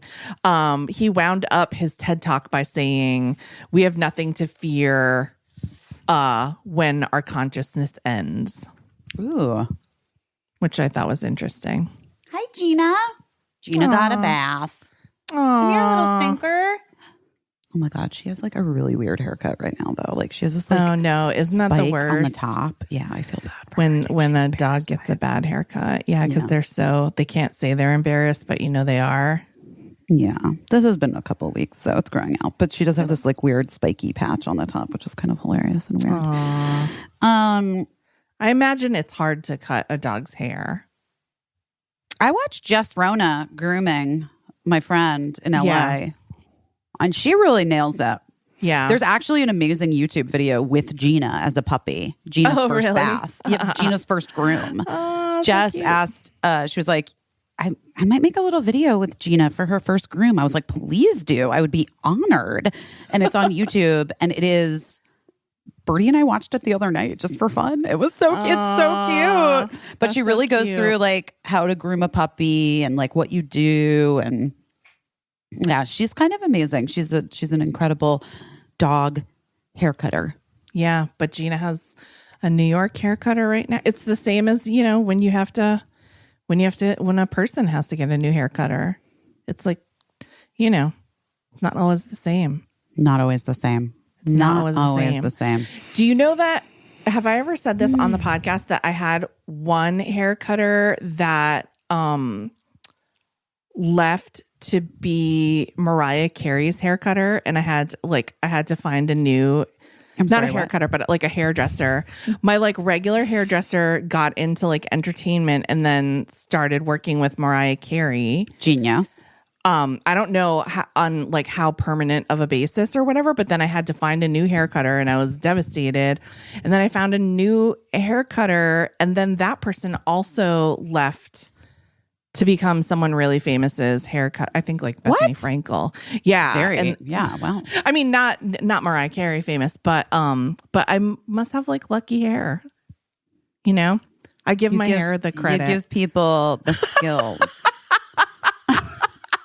I'm like, it can't be any other. There's no other explanation except for my hair is lucky. Yeah, your hair is obviously lucky, Caissie. If anyone wants to ever, like, I think maybe I could charge people to cut my hair and then, you know, see what happens. Right, because you have lucky hair. Yeah, what's next for you? We don't know. It might be something great. Mark and Abby had this movie that never got made. I think I told you about it, but like throughout the years, there were like multiple huge stars. My boobs are falling out of my bra again. Multiple huge stars attached to it, like for years. But I always loved the concept, and it was like it was called, or the movie, the script is great, but just the pitch is so funny. But it's called The Warm-Up Guy, and he's like the guy that you date before you meet the person that you end up with for the rest of your life. Yeah. Anyway. That's me. I think it would have been a great movie. The warm-up. You're the warm-up guy for hair. Yeah. Oh my gosh, that would have been a great movie. I know. Oh my God. You have no idea. Like at some point, oh, did they ever talk about this on anything? Like the huge stars that were attached to that movie at one time or another. Like it was like everyone from like, but like dating back so long ago that it was going like back to like Julia Roberts. Years. Like, I mean, it was like crazy. That's so interesting. Well, it's such a good idea. I mean, listen, like I always think about this when someone I know who's been in a long-term relationship and they finally call it quits after like a tumultuous, you know, years. Mm-hmm. And then like that person that was always problematic in the relationship settles down and like gets married and has and I'm like, oh my God, you like this person did all the work. Like they raised your significant other basically into like a person that knows how to act in a relationship. They did all the work and they get none of the But isn't that what First Wives Club is about? Yeah, I guess. Yeah, it's interesting. But then I wonder too, like if you raise a partner up and you train them, let's say you train a partner, because that sounds less creepy than raising a partner. If you train a partner to be a good partner, can you ever really see them? That's my question for our single friends out there. Can you ever really see them as their new improved self, or do you just see like, holy shit, that was a long haul and it really took a lot of work to get you here? Like, is it more like for you? I'm going to answer it for you. I'm going to answer because I know the answer to that. I bet you I know the answer. What's the answer? No. You always just see the work. Yeah. You always see the work, and you always see the disappointment of the amount of time that it spent, that you didn't get the like benefits, you know? Yeah. And then I think it's like impossible. I think for most people, probably it would be like very difficult to move forward. Yeah.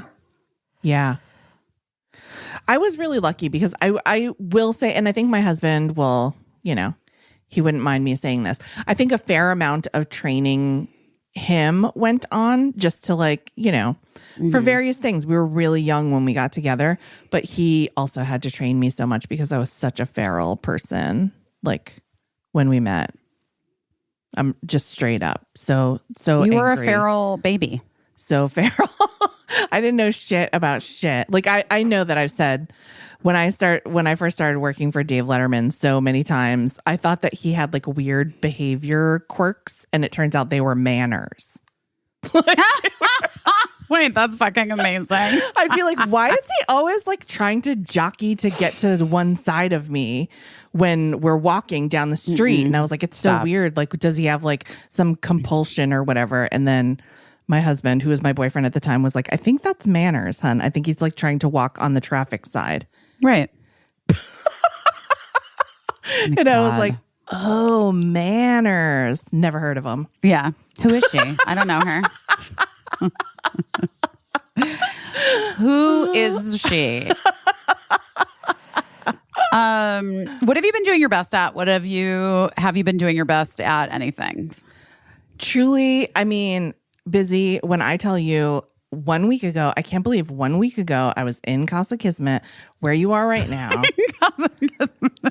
We got to get a sign. We have to get a sign. Spending 24 hours in New York City. I can't believe that was just a week ago before we were on the brink of World War III. Thank God for this podcast today, because I'll tell you why. Because to be perfectly honest with you, I had to open the suitcase I had at your apartment to get my microphone out. Wow. And so if it weren't for us having this podcast 1 week later, that suitcase would still be closed and untouched from when I came home. You decided no. I was just like, you were like, The only thing in there that I need is my toothbrush, but I also have a toothbrush that's outside of there. So just not going in to get in there. And so I haven't. And, I just had a reunion with a lot of my belongings and my dirty underwear from 1 week ago so that I could get this microphone out to do this podcast. So wow. I guess that is what I'm doing my best at. I literally unzipped a suitcase. It's not even a big one. It's not. No, it was, I mean, what? It was just an overnight bag. Yeah, I was going to say, it's not even like, I mean, I don't know if I would even call it a suitcase. Just a carry-on, just a little carry-on. And it's just been sitting there, and I don't know what it is. Do you have a hard time unpacking? No. It's like a thing. It's a thing that I like. It's a thing that I need. Okay, I can't have. Yeah, I can't have. You have a hard time packing. Yeah, I'm terrible at that. Okay. So usually I don't have a hard time packing at all. I make a list. I'm pretty decisive.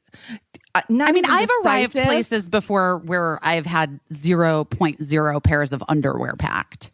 Oh my God. Yeah. But 4 pairs of boots. You're bringing me back to childhood. Okay. I know this is where my analness is it okay? Can we still say things are anal?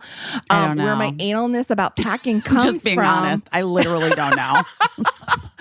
Because where my fastidiousness about packing comes from, because when I was a kid, one of the only vacations that we ever went on, we went away to the beach for a week with another family that had like a slightly older, cooler son, that my parents were friends with their parents.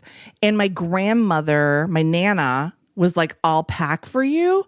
And not only did she pack corny outfits, but she also did not pack a bra. And I was like 13 and had big boobs.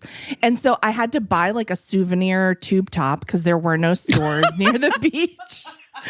And just like do the best I could. And even that like really wasn't enough. So I was like, I will never fucking let another person pack a bag for me again. Never. And so I'm always like, make a list. not just make a list though. I make like a color scheme generally so that all of the pieces that I'm bringing work together. You know, it's the Lord's work, and that's amazing. Like a capsule collection. Yeah, exactly. Of outfits, and then I usually, when I go to a hotel, unpack everything the second I get there, hang everything up. Have to do that. But if I don't do that, then it's just like it's just a spiral. It's just a messy spiral where nothing ever gets put away. Even if I don't unpack the first second that I'm in a hotel, even if I stayed in that hotel for a month, I would never get back on track and get my shit together. I actually think that's where, yes, I think that I am very similar in that way. So when you say, are you good at unpacking? It's like, I have no choice, because if I don't do it like within the first couple days, that suitcase will rot. Yeah. Well, okay. So usually unpacking is where I fall off a little bit. And I'm going to be honest, usually a couple days goes by before my husband is like, let's go, come on. And then he'll like unzip it and he'll just sort of like support me through the emotion of unpacking a gross suitcase. But he didn't do it this time. He's a busy man and he didn't have time to do it this time. He was too busy tracking down those Takis from my kid. He got you. He did have time to get those snacks for you to mail out to you. But yeah. Listen, guys, sometimes there are snacks that are available on the West Coast, but they are not available on the East Coast, and your kid wants them. And so you text your friends and say, send me those snacks. Can you get me these snacks? Those are surprisingly heavy, by the way. I was shocked. Yeah, I was shocked by, well, you don't think, you just pick up one bag and you're like, okay, that's like a bag of snacks. But like a dozen bags together, it's substantial. People are going to be like, Busy, what's happening? Listen, guys. Oh, but you know what? I do also want, so I didn't do my best. I still have to, like, when we are done with this podcast, then I have to go officially take all the rest of the stuff out. So I'm not doing my best at that. But what I will say is that, again, like, shout out to the Facebook group. I don't know that this is going to happen. I don't know. But ever since in the early days of the podcast, when I talked about my dream fireplace, oh, yeah. I mean, I've been looking for it ever since. Whenever anyone sees one, they send me one. And sometimes they'll be like, this one's like $2,500. I know it's a lot. Well, one person who listens to the podcast. Oh my God, did you find one? Saw one for sale in Maine where she lives and was like, this is a really good deal. And I was like, oh my God, that's amazing. Why does it have to be in Maine? Anyway, now listener is trying to organize like a delivery of this fireplace across the United States. Oh my God. With other listeners of the podcast. And I'm like, I don't know if this will happen. I don't know if it's possible to make that happen, but it's kind of incredible that everybody is just, bless your hearts, really coming together. Isn't that so really nice? Everyone just coming together to I think it's something. So anyway, make Caissie's mom fireplace dreams come true. So thank you to Leah in Maine and everybody along the way, and people who are like, oh shoot, I'm in Canada. I would represent a huge detour for this fireplace. But like, I think there's only like 3 states that aren't covered yet. Three. What states are we looking for? Let's just put it out there. Let's just put it out there. Okay, let's see. What states?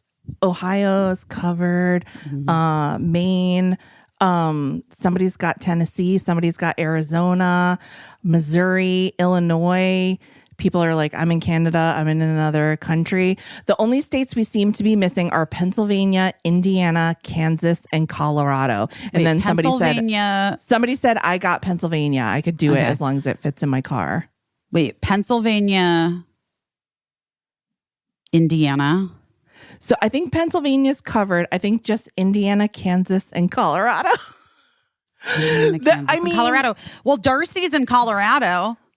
Darcy. Oh, all right, Darcy. Well, Darcy's busy, but not that everybody who is volunteering isn't busy, but I just think it's so nice, and I think Wait, so each person who's volunteering is going to drive the fireplace across the big state? Yeah. Wait, this is literally one of my favorite things that I've ever heard. This is insane. You guys are crazy. I love you all it. so much. I love everyone so much who like has been looking out for this fireplace and You like guys- everybody who's like, yeah, I would drive across the state. This is really funny. And then my son Eli is like, well, if one state doesn't get covered, I could drive out and then drive it across that state. And then I'm like, well, if you drove out to like Indiana, why wouldn't you just drive all the way back? And he's like, yeah, that's true. That's true. No, that makes more sense. Good point. But I'm like rooting for this just in not just because it's like something for me and I'm selfish. But I just love that. I love when our team like organizes something and Guys, go team. my heart is very warmed. So we'll see if it ever happens. But even if it doesn't, it's What do an you honor. mean? It feels like it's happening. It's an honor to be nominated. It feels like it's happening. We'll see. We'll see. Oh my God, I am very interested. Can't wait for the updates. It'll be like a little Bugs Bunny line going, you know, how like when Bugs Bunny travels, it makes like a little line across the map wherever he's going. Everybody's great. I just love it. Thanks, I Leah, just love it, guys. for, you know, helping a girl dream. This is great. What are you doing your best at? I mean, I just a few days ago, we were talking about how you just had to get out of your rental within 24 hours. Yeah.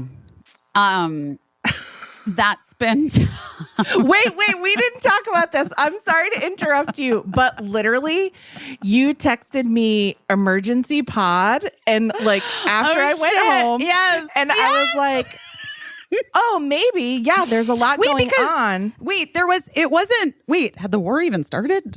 I mean, there was other stuff that happened last was like week. What all the fuck? kinds of stuff. What was like, it though? I don't even know. I don't that's either. The thing. I don't even know. I was like, emergency pod. Like it you felt texted like me emergency pod, and then I was like, oh yeah, maybe there's a lot of stuff going on. And then I was like, what are you doing? And you were like, oh, I just found out I have to move out of my rental in like tomorrow morning. And I was like, just completely moving out. And then you were like, oh my God, are you moving? You're moving into the new place? I was like, no, it's not ready yet. We have to like, everybody's going to just either basically like, we got a hotel because it's one bedroom. right. There's a So you hotel can't really fit close. all So it's five of you. No. Well, and the two cats. And the two cats. Don't forget about the cats. Yeah, I always forget about the cats. I know. Never Bless, but seen them. well, you're allergic though. No, I'm not allergic really to I cats. made that up. mean, I don't know. just like, But they're allergic to me. They're allergic to people. Generally speaking, but they do love Birdie. But the cats went to like The hotel. no, the cats. We were too scared that the cats were going to get Get whatever. out in the cats. hotel. Yeah, so the cats went to a friend's parents, Okay. like All right. outside of the city. Okay. They have like watched our kitties before for us. Yeah. So we felt like it was a good move fine. It's to fine. keep them sort of stable in this transitional moment. I mean, can I just tell you, because, you know, Casa Kismet, we're on a high up floor here. Yeah. And I was with like afraid- windows that push open and I was just terrified that Gina, for like the first 2 days, I was like, can I even let Gina on the little balcony? Like, is she gonna right. try to jump off the balcony? Yeah. I Guys, mean, I'm sorry. I don't know. No, You would listen, think that's a thing that they wouldn't. But living in New York City, you hear a lot about pets that inadvertently are just like, look, a squirrel, and then go off the balcony or out the window. don't tell me that. Well, I'm just telling you, you're right to be concerned, and you're right. I was concerned. I was concerned. Yeah, you're but right. she's like she does enjoy the balcony, but with some supervision. Yeah. And a leash, always a leash for my Gina out there. Oh, my little baby. Anyway, so we were like, I was like, I'm going to make an executive call and but say, also like, you don't even understand the insanity of what was happening. Like, it wasn't just that we were completely moving out of this place. And by the way, we didn't even have like a hotel room booked. So we were going to try to like everybody stay here. But also I feel not stupid. I feel like a mistake was made in Casa Kismet, which is like, why didn't I get a pull-out sofa? well, because you didn't think it was going to be like a flop house. You thought like maybe I didn't think it was going to be a flop house. That's right. You're right. Maybe a person might stay over. Like when I stayed over, one person stayed over. Maybe two people who are willing to share a bed would stay over. Like, yes. Three at the most. Two people who don't mind sharing a bed, one person who can sleep on a sofa. But you never expected several humans to cram into one very small place that's not even like intended to live in. No. And so yeah. You were like ready to go. You were ready to go. And I was like, I'm going to make an executive call and say, let's not do an emergency podcast because you are emergency moving out of your house. It was and really, it'll be fine. It was really weird. Like, I didn't realize that this is March 1st. You know what I mean? Like, yeah. And then I sort of like wasn't thinking that, yes, this is March 1st, but also like we have to be out, but you don't move out in one day. You know what I mean? Like you have to like, people have to come and they have to pack and there's packing and then when they packed and like wrapped up the beds and things that are going to the new house when it's ready, hopefully soon, that like, then you can't sleep on those beds. Right. You need because another place. They're going to take them away. Yeah.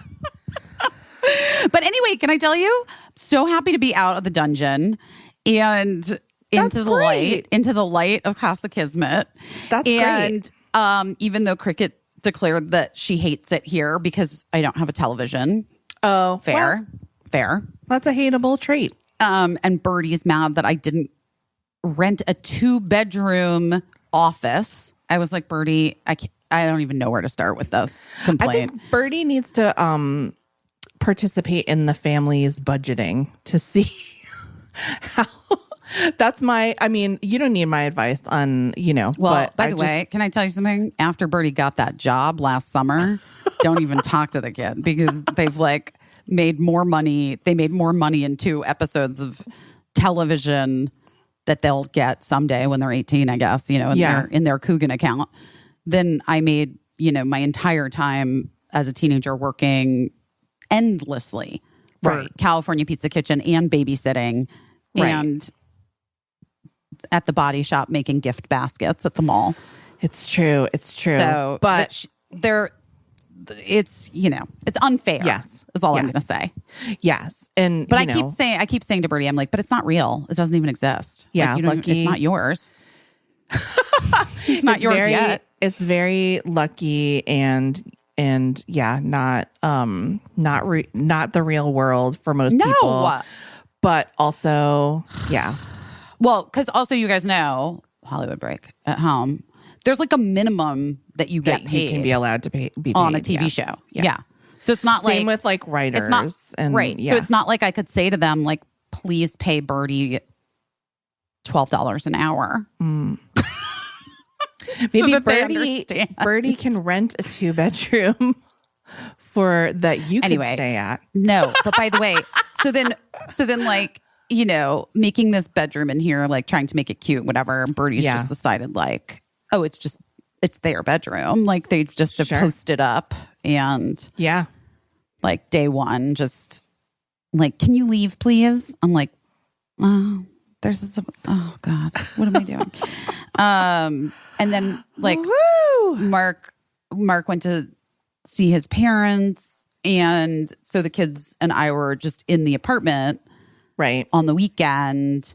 Right. But it was Cricket hating it. very, well, yeah. And Birdie, it wasn't great. And I was too tired to like do do parenting. Yeah. So Birdie was like, I'm not sharing a bed with Cricket. But not only that, Cricket wouldn't have shared a bed with Birdie, but Cricket didn't want to sleep alone in the living room, which I understand. Right. So guess where I slept? I'm afraid to know. On the floor. Here's the thing. I'm just going to say it. I'm going to be honest with you. You are not petty enough to be the parent of 2 children, because if one child won't share the bed with their other, they get kicked out of the bed. You and the willing child sleep in the bed that's meant for 2 people. Yes, but Caissie, do you understand at this point? I was you so just had to let tired it lie. You just had that to I was leave like, it. what is this worth to me? Like, Yeah, what is it I get worth it. to me? I get it. Like, I cause, to what end? you know, to what end? I'm just like, I'm doing my best. I'm fucking tired. I'm going to drink It's true. a bunch of this rosé, and I'm going to lay down on this. My back has not felt great since. Yeah, I can imagine. I suppose it's good that you don't have like some reserve store of pettiness. That's the one thing I always have energy for, is to be petty. No matter how tired I am, I'm like, oh, I'm going in on this. I'm really gonna dig in. I mean, I don't need to like. I get it. I get it. With Birdie, it's not like it's not a journey that is easily taken. It's not a road you wanted to go down. Also, it's like, honestly, I don't win. Right. There's no winning in that storyline. Right. There's only pain. And so I was like, it could just be my physical discomfort and lack of sleep pain, or ongoing, or it could be like an ongoing war thing of attrition that we all regret later, and then I have to talk about in therapy with them for years to come. You gotta do the things. Sometimes I really do heed my mother's advice from long ago. Pick your battles, Busy. Pick your battles. Your battles. Yeah, and sometimes picking but no battles ever. Gina's looking. Gina's like looking into the computer, and I think Gina wants to go on your balcony. Gina needs to cool it. Another thing my mom used to say, Gina, you need to cool your jets. You need to cool your jets, Gina Linetti. Cool your jets. You want to know one thing that I did pack and is here with me in the tiny Casa Kismet? Is it your crystally heating pad? It is my sauna blanket and my crystal heating mat and my red light mask from Higher Dose. All of it. I love that red light mask. I love it too. It's so good for your face. Puts me to sleep. Yeah, I know. Does that seem weird? Like, I feel it's same. I feel so relaxed when I put it on, and I'm just like, just take it off and fall right asleep after. And I know it's great for your face, but I do love the side benefit of. Oh my God, Caissie, same. Yeah, it's my favorite way to like unwind. It actually, all of it like in combo really chills me out, and that's why I was like, in this stressful time of moving.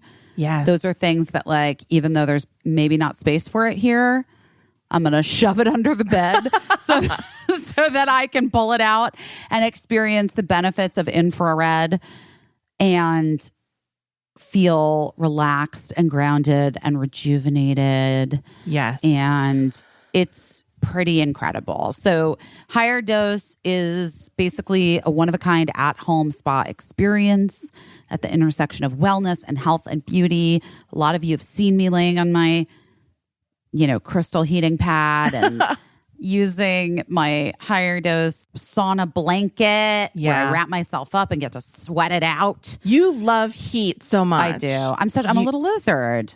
You're a little lizard and you love heat so much. And New York, I know, is just like, it's a kind of cold that gets into your bones. And I know a lot of you. Too cold for me. Yeah, I know a lot of people who live in the Midwest are just so, that like your skeleton is cold. And Yes. it is such a good feeling just to be able to wrap yourself up in this infrared sauna heat blanket. It's such a so good feeling. Nice. Yes. And then besides that, it like, the infrared therapy is known to support like glowing skin, deeper sleep, you have better moods. Your brain releases happy chemicals. So you feel like kind of euphoric after you have a boosted sweating mood, session. Yeah. decreased bloat, like all of it. All of it. Yeah. Guys, we all want to look beautiful. We want to feel good. And you get it all here. So get your own sauna blanket, mat, red light mask today at higherdose.com. Use our promo code BEST at checkout to save 15% off. That's higherdose, DOSE.com, promo code BEST. Or just go to higherdose.com/busy and you will save 15%. Vizzy. Vizzy. We love you, Vizzy. We love you, Vizzy. I've been seeing Vizzy everywhere. Yes. Everywhere. And people have been tagging us so much in their Yes. Vizzy purchases on Instagram, which always we makes me love. happy. I love it. We love Vizzy so much because a lot of times it's hard to make a choice when you're in the store and you're trying to decide between two things that are both saying they're the best and they both have great arguments for why they're the best. But with Vizzy, it's very simple. If you want something fizzy that has a little kick to it, it's the first hard seltzer with antioxidant vitamin C, which is not something that everyone has. So I want that vitamin C with my little hard seltzer. I mean, first of all, do we need to talk about the superfruit acerola cherry? I love to talk about it. I do too. And I had never heard about it until Vizzy came into my life. And now, I'm not even kidding you, it's become the new hot superfruit. I've seen it everywhere. I saw it in the airport. The actual acerola cherry. And so Vizzy is the first hard seltzer to have dual fruit flavors and add the antioxidant vitamin C.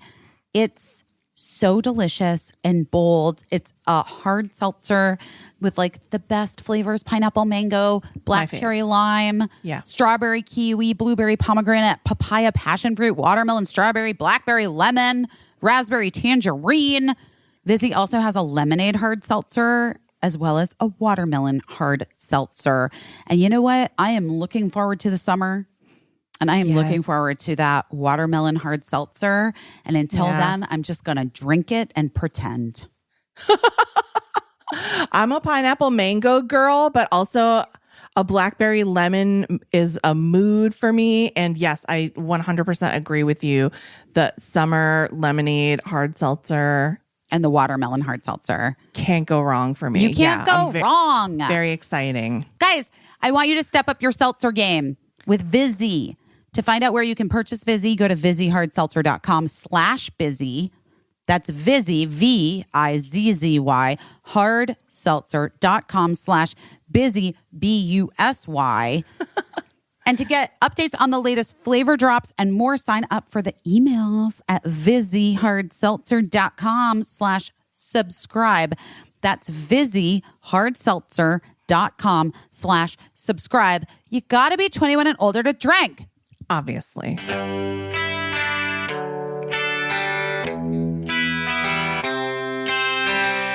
So anyway, I interrupted you. What are you doing your best at this week?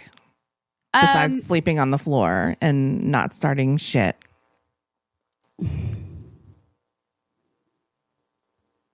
Oh, I did have a moment though when I was on the floor when I texted Mark and I was like, I could be one of those moms that like disappears. You know what I mean? Yeah. Like, actually, guys, I give up. Like, I quit. Like that Where'd You Go, Bernadette book that then was such a good book. And then it was like, I think kind of a lousy movie, but I never saw the movie because everybody said it was lousy. I didn't read it or see the movie, but I know it's very famous and people love it so much. I really liked the book, but I don't know. The movie people were. But then again, I don't know. Sometimes. Who knows? So it's Maybe about a mom who just disappears? Yes. And they don't know where she went. And interesting. It's just and she's fine. She just had to leave for. She just decided she had to go. I feel like every mom probably has a moment. Every person probably has a moment where they feel like I I have some mom friends who are really good about oh yeah, I'm going on my girls trip. I'm going to do this. I'm going to do that. And I'm like, I've only taken one trip for myself in recent memory. And it was to cry and scream for a week at the Hoffman Institute. It wasn't exactly lying on a beach with my gal pals ordering Mai Tais. You know what I mean? I don't know. It feels like it's never ending. And it feels and I work so much. And a lot of times, and it's really, oh no, I'm going to get very real right now. Yeah, do it. It's fucking hard. It's hard. It's hard because I work so much and I hustle so much and I have so many things. And then my kids love, all of the benefits of these things that I do and hustle for and work for. They hate you doing the work. And they hate me doing the work and they question the validity of it. And, because Birdie's smart and also can be a jerk, are mean about what it is at times, and it's I can't, it feels sometimes, now this is just straight up therapy. I should really call my therapist, but it does feel at times like I just cannot win. Cricket last night, we're on the East Coast now. And sometimes I have to have work calls with my agents or my lawyer or whatever. They're on the West Coast and it's later in the evening. It's not during the day when my kids are at school. And, Cricket wanted help with her Christmas present that we finally got into when we were actually when we were moving out of the apartment. Maybe this is what I'm doing my best at. We were packing up all this stuff and I'm I'm gonna bring that. I'm bringing that 3D toy printer that was advertised to me on Instagram and I bought for Cricket for Christmas. It was on Shark Tank and then it was Instagram advertised to me before Christmas, purchased it. And we didn't open the box because whatever, we just didn't get into it. Yeah, you just didn't. And I was I'm bringing it to Casa Kismet and we're going to break into it. So over the weekend, we were 3D printing like crazy. It's also, it's a very cool invention. I didn't see the Shark Tank that it was on, but it's the stuff that it prints with is non-toxic and fully biodegradable. Oh, cool. So it's not making plastic landfill junk. Yeah. It isn't. Right. What is it, like pasta? It looks like pasta. Yeah. Did you know that? No, I'm just guessing what's non-toxic and biodegradable and pasta. I don't know. It looks, where my brain it literally looks like pasta. Oh, I love that. You put. It's so weird. And they call it food. Anyway, so last night, Birdie's, firmly ensconced in the bedroom. Sure. Mark was making the kids breakfast for dinner in the kitchen, and also just randomly complaining about the lack of a spatula. And I'm like, dude, this wasn't supposed to, I don't know what to tell you. This isn't the family home. Right. This is supposed to be, anyway, whatever. And I'm on this call with my agent Carol, who who handles my brand deals and endorsement things. And it's how I make, I mean, let's be real, most of my money, most of my living. And and I love the brands that we talk about it. We do ads on this show, but I love the brands I work with.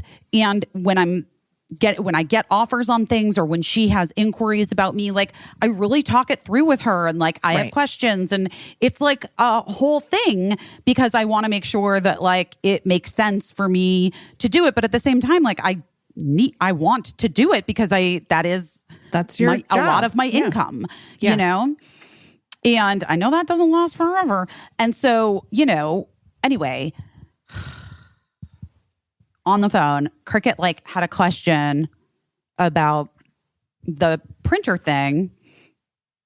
And I was like, oh shit. I'm like, listening to Carol, put the phone on mute. And I'm like, baby, I'm on a work call right now. It's only going to be like 10 minutes and then I'll help you with it. And Cricket, like, and I, did the thing where I was like, Mark, can you help Crix? Because I'm like on this work call. And he's like, blah, blah, blah. Okay, fine. I don't even know what he said. Go back to Carol Gall, discuss some things. But I was like very distracted. And I feel like I wasn't even really making sense. Like, I feel like I was like, because I was just like, then I became aware that like Cricket had this need that wasn't being met and was feeling like alone and displaced. And I know what that's like because I feel displaced right now as well in this transitional moment in time. And I felt just like all of these things. And so, Carol and I got off the phone and I went over to see if I could help Cricket. And she was like, no, it's fine. Yeah, I don't need your help. And I was like, buddy, what was it? Let me help. Can I help you put? She was like, no, please leave. And it's so funny. I was on the phone with Jenny Connor on Sunday, like just a check-in FaceTime friend call. And Cricket was talking, like saying hi to Jenny too. And Jenny was like, oh my God, Busy. Do you even realize like how grown up her voice is now? Like it's not the same kid. It's not the baby anymore. She's so grown up. And like, it's so true. And she was clearly like last night, her feelings were hurt that I like didn't have the time for her in that moment when she needed me in that exact moment. You know what I mean? Right. And it's not even about like working parents know this. It's not even about like kids need to learn patience and blah, blah, blah. Like, of course, obviously they need to wait, have, delayed gratification for like marshmallows or whatever. But when it comes to like your mom, you want and you need your mom to like be there. And I just felt like such shit. And I'm like, I just can't win. I can't win. Like I didn't do a good job on my work call and I didn't do a good job parenting. And I just felt like I just felt like my best wasn't good enough. But I was doing my best and I felt like it wasn't measuring up. It's not good enough because like Cricket was honestly pretty upset with me for most of the evening. Finally at the end, like softened a bit toward the end. But I was just like, oh, and then it's embarrassing. I was trying to take a selfie in the kitchen by myself. Well, yeah, that's what a selfie is. But like with a self-timer. Yeah. But I didn't like the position of my leg. And so I like tried to move it. But I was like looking at the camera, not at where my leg was going. And I kicked a very full wine glass. And it landed and exploded in Gina's water bowl. like when I say it exploded, I mean it was like the craziest thing that I've seen. And thankfully Gina didn't get like any glass in her fur or anything. She was on the ground, but not like directly next to her water bowl. But she was so traumatized. Oh my God. Has she had water since? She's scared of her bowl? No, she ate. She ate breakfast this morning, but I'm not. Okay, wait. So that happened. And then I was like, oh my God, this is so embarrassing. And also like, I don't want anyone to know why I dropped that wine glass. I was like, oh yeah, just like, you know me. Just like dropped a wine glass. So I was like, just not gonna, tell the story, but here we are. And then, so Gina is like shook. Gina is shook. And then I spent like, I wanted to eat. I had heated up leftovers for myself to eat. Yeah. Like Mark went out to meet his friends for dinner and drinks and stuff. So I was like, I was just heating up leftovers. It was hot. My food was hot. Yeah. And like, then that happened. And you can't just leave like Shards of glass. shattered glass and Lambrusco and dog water all over your kitchen. So I then spent like 20 minutes cleaning up all of the shards of glass, whatever. And I ate my lukewarm dinner and poured another glass of wine and enjoyed it. And then was like, okay, Gina, like, let's go for a walk. And Gina was being so weird on the walk. And I was like, oh God, like I've really traumatized this dog. And trying to like, basically like was like on the, you know when dogs like get a scent for something and then it's just like, ugh, You exhausting. can't pull them along. Yeah. You can't pull them along. And I was like getting her to trot. But she kept like, and there were lots of garbage bags because I guess today was one of the trash days, you know? Yeah. And but it wasn't the trash. It was like she was like trying to go under cars. I was like, what are you doing? Come on, dude. Let's just go. We keep going. Then finally I got like almost around the whole block and she was pulling me so hard and I was like so tired and I just was like, maybe she has to poop. I'm like, sorry, buddy. You know, whatever. I'll use this opportunity to look at Instagram. But then like I'm like standing there looking at my phone. She's pulling me. And I hear something and I look back and there is like a giant trash bag that is fully animated from within. Oh, God. Like, I don't know how many rats or how big they were, but it was terrifying. And that was what Gina was doing is like the rats are probably like hiding under people's cars, right? She was like hunting rats. She was hunting rats. But then once the trash bag started to come to life, Gina again got like totally freaked out. Yeah, and who wouldn't? Yes. And then was just like, yelp, get out of there. And we both were like screaming and running away from the rat bags. Oh my God. So disgusting. The rat bags of New York City. The rat bags of New York. I mean, listen, New York does have like a real rat-tastic rat problem, but also like I grew up in the boondocks and we also had a real rat problem. So I can't throw any shade to New York about the rats.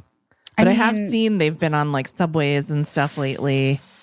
I don't know. I mean, they feel very bold. They feel bold. Yeah. A boldness that ever since Pizza Rat became famous, maybe he rats really, are like, rats are just as susceptible to the influences of media as the rest of us. Yes. Obviously. The like rats are watching and they're like Ratstagram. Yeah, and they're like, why I could be a huge star in Ratstagram. Why am I not? Oh my God. Just poor Gina in the rat bags. Poor Gina, poor me. Poor you. Did I ever tell you about the most New York thing that, I mean, I know you know about Heather Matarazzo and me and a rat falling between us when we met on the street. But also another time when I was leaving work at Watch What Happens Live, like we would go home at like 1 a.m. and they would send a car to take me home to Connecticut because they didn't want me like missing the last train out of town. Thoughtful, Andy Cohen. Thoughtful, very thoughtful. Also, by the way, Andy needs to be a guest on the show. He's the last one of your bosses. I know. Well, I'll try. I'll ask and see what happens. But he's a busy guy. But I said something to him about it, and he was like, "Yes, I told Caissie anytime." And I was like, "Well, I don't know if that's the message that we've gotten, but okay, I'll ask." But okay. So the most New York thing is that I was getting into my car to go home, and literally slipped. Like people slip on like a banana peel in comedic movies, and I thought I was slipping on like some garbage it was a smashed rat. Gross. I slipped in a smashed rat on the streets of New York City getting into my car, and then I didn't know what to do. I just got in the car, but then I like didn't want to put my foot down because it had like smashed rat on the bottom of it, and there was nothing to like wipe it off with or anything. So I just wound up like I couldn't like I don't have the core strength to hold my leg up for an entire like hour-long drive home. Yeah, who would? So I just took off my shoe and threw it out the window on the highway. My favorite sneaker. Guys, that's if you ever see shoes. That is what happened. Yeah, I am mad at myself that I didn't just throw the other shoe. Yeah, what like were you a second thinking? Why later. didn't you? What happened? I kept the other shoe That's on. not acceptable. Which babe. I guess I'm like, I guess You I were was gonna thinking, hop like, I'll into the hop house? into my house on No. one shoe. No. But I should have just taken the other shoe off and thrown it immediately after. So that like I guess maybe they could be like some rat homes to like empty shoes or whatever. But yeah, that's they would smell the death of their brethren, yeah, it could and be they a wouldn't go warning. near it. No, they wouldn't go near it. Maybe it could be a home for something else, for some other vermin that lives near New York City. Possums. Oh my God, did you watch that TikTok that I posted? It brought me so much joy. That possum that came in the dog door. Yes, and that it was just like clutching her crystal in the my windowsill, God. and she That was like, possum "I was like- know you dropped my fucking crystal. You are going to drop my fucking crystal." And I was just thinking, like, I've had some possum interactions in my day. We all know that if a possum went for my crystals, I think I would just be like, "Take it, sir. Take it. It's yours. Take it. That Have belongs it." to you now." But that lady was fighting for her crystals, and I loved it. This is why I can't have a dog door, because I know my house would just be full of raccoons and possums. I would never have a dog door because it would just be full of like the intruders from Home Alone. Like I can't do. It's not. That is not how my brain works. No, It's not, because your dog door would have to be pretty big. It'd be stupid to have a dog door in New York City, in a New York City apartment. There's not. I don't really, even understand where that would even go to. It wouldn't. Yeah, it wouldn't work. So it's not even anything you have to worry about. We're not worrying about it. No. Yeah. But that being said, I would never had one anyway. So anyway, among all the other insanity of the moving situation in the past, I can't believe it's been a week. I also we went out to this storage unit in the middle of nowhere. Yeah. That housed all of our stuff. Yeah. From LA. Yeah. And Tracy McCubbin, who like helps me organize for years. Yeah. And who helped pack my house when we were here and sold it during the pandems. The panini. And Ray packed the house and shipped it all off. And then now we're like getting ready. It's almost happening. This new house is almost happening. It's so close. It's so fucking close. It's just a few short weeks, and there's some spring break, and then there's the house, and then there's my knee surgery. It's all going to happen, guys. Anyway, but we were like, moving in New York City is a logistical nightmare. Let's just be honest. Moving in the Hollywood Hills, not an easy feat, I will say. Like, those streets are narrow, the trucks are big, there's lots of stairs. It's a whole thing. Right. But New York is like hardcore, like, and you block a street with a moving truck, like it's not great. It's not a great start in the neighborhood. No one likes to be the person that blocked off the street. So Sarah Shatter, my longtime friend / interior designer, Tracy, Ray, Mark, and I had discussed that the best course of action would be to go to the storage unit and decide, because we didn't get to do the thing when we moved. You didn't get to, No. We literally just were like, they packed the entire house and we shipped the entire house to the East Coast. Here's what I'm going to say. If you ever are going to move cross country, don't do that. Which I did. And then we have paid for it to be in storage. Yeah. For the better part of the last year and a half. Yeah. So we went there last week. the day after you left, I think. Yeah. And we went through all of the furniture and boxes of things. It was wild. It was wild. It was truly wild. And we had to we basically decided what stuff was gonna, it was like fuck, marry, kill, but like with your stuff. You know what I mean? Yes. Like it was crazy. And yeah, like there were, because when I say there were, it was like fuck, marry, kill. There were things that I was like, send it immediately to Casa Kismet. Like, you know, like all of this like Busy Tonight memorabilia stuff that like I haven't seen in years that I basically forgot about. My note from Julia Roberts in this frame. Look, Casey. She sent those beautiful flowers. And the note. Anyway, so yeah. So, and then we decided like what stuff was going to go, because you can't bring everything into New York City. You just can't. There's no room. No, there's to go from a house to like even 2 New York City apartments. Let's be real. I had a very big house in Los Angeles. Yeah. You were there. Yeah. There I was never lots of even room. went into certain parts of it, to be honest. You never even met the cats. I never saw the cats. And I was there a lot. The cats essentially had their own like 1-bedroom apartment in my house in LA. Yeah, because they didn't want to. I know. Yeah. Anyway, the point being, the house was big, and in addition to the house being big, filled with stuff. Yes. And you know, I love stuff. I'm the opposite of Marie Kondo. I will always tell you that things bring me joy. Yeah. We had lots of storage as well. So there's just lots of stuff to go through. But we did it, and and I was like fairly surprised at my ability to be like, it's not even practical. Like I was like, this thing means a lot to me.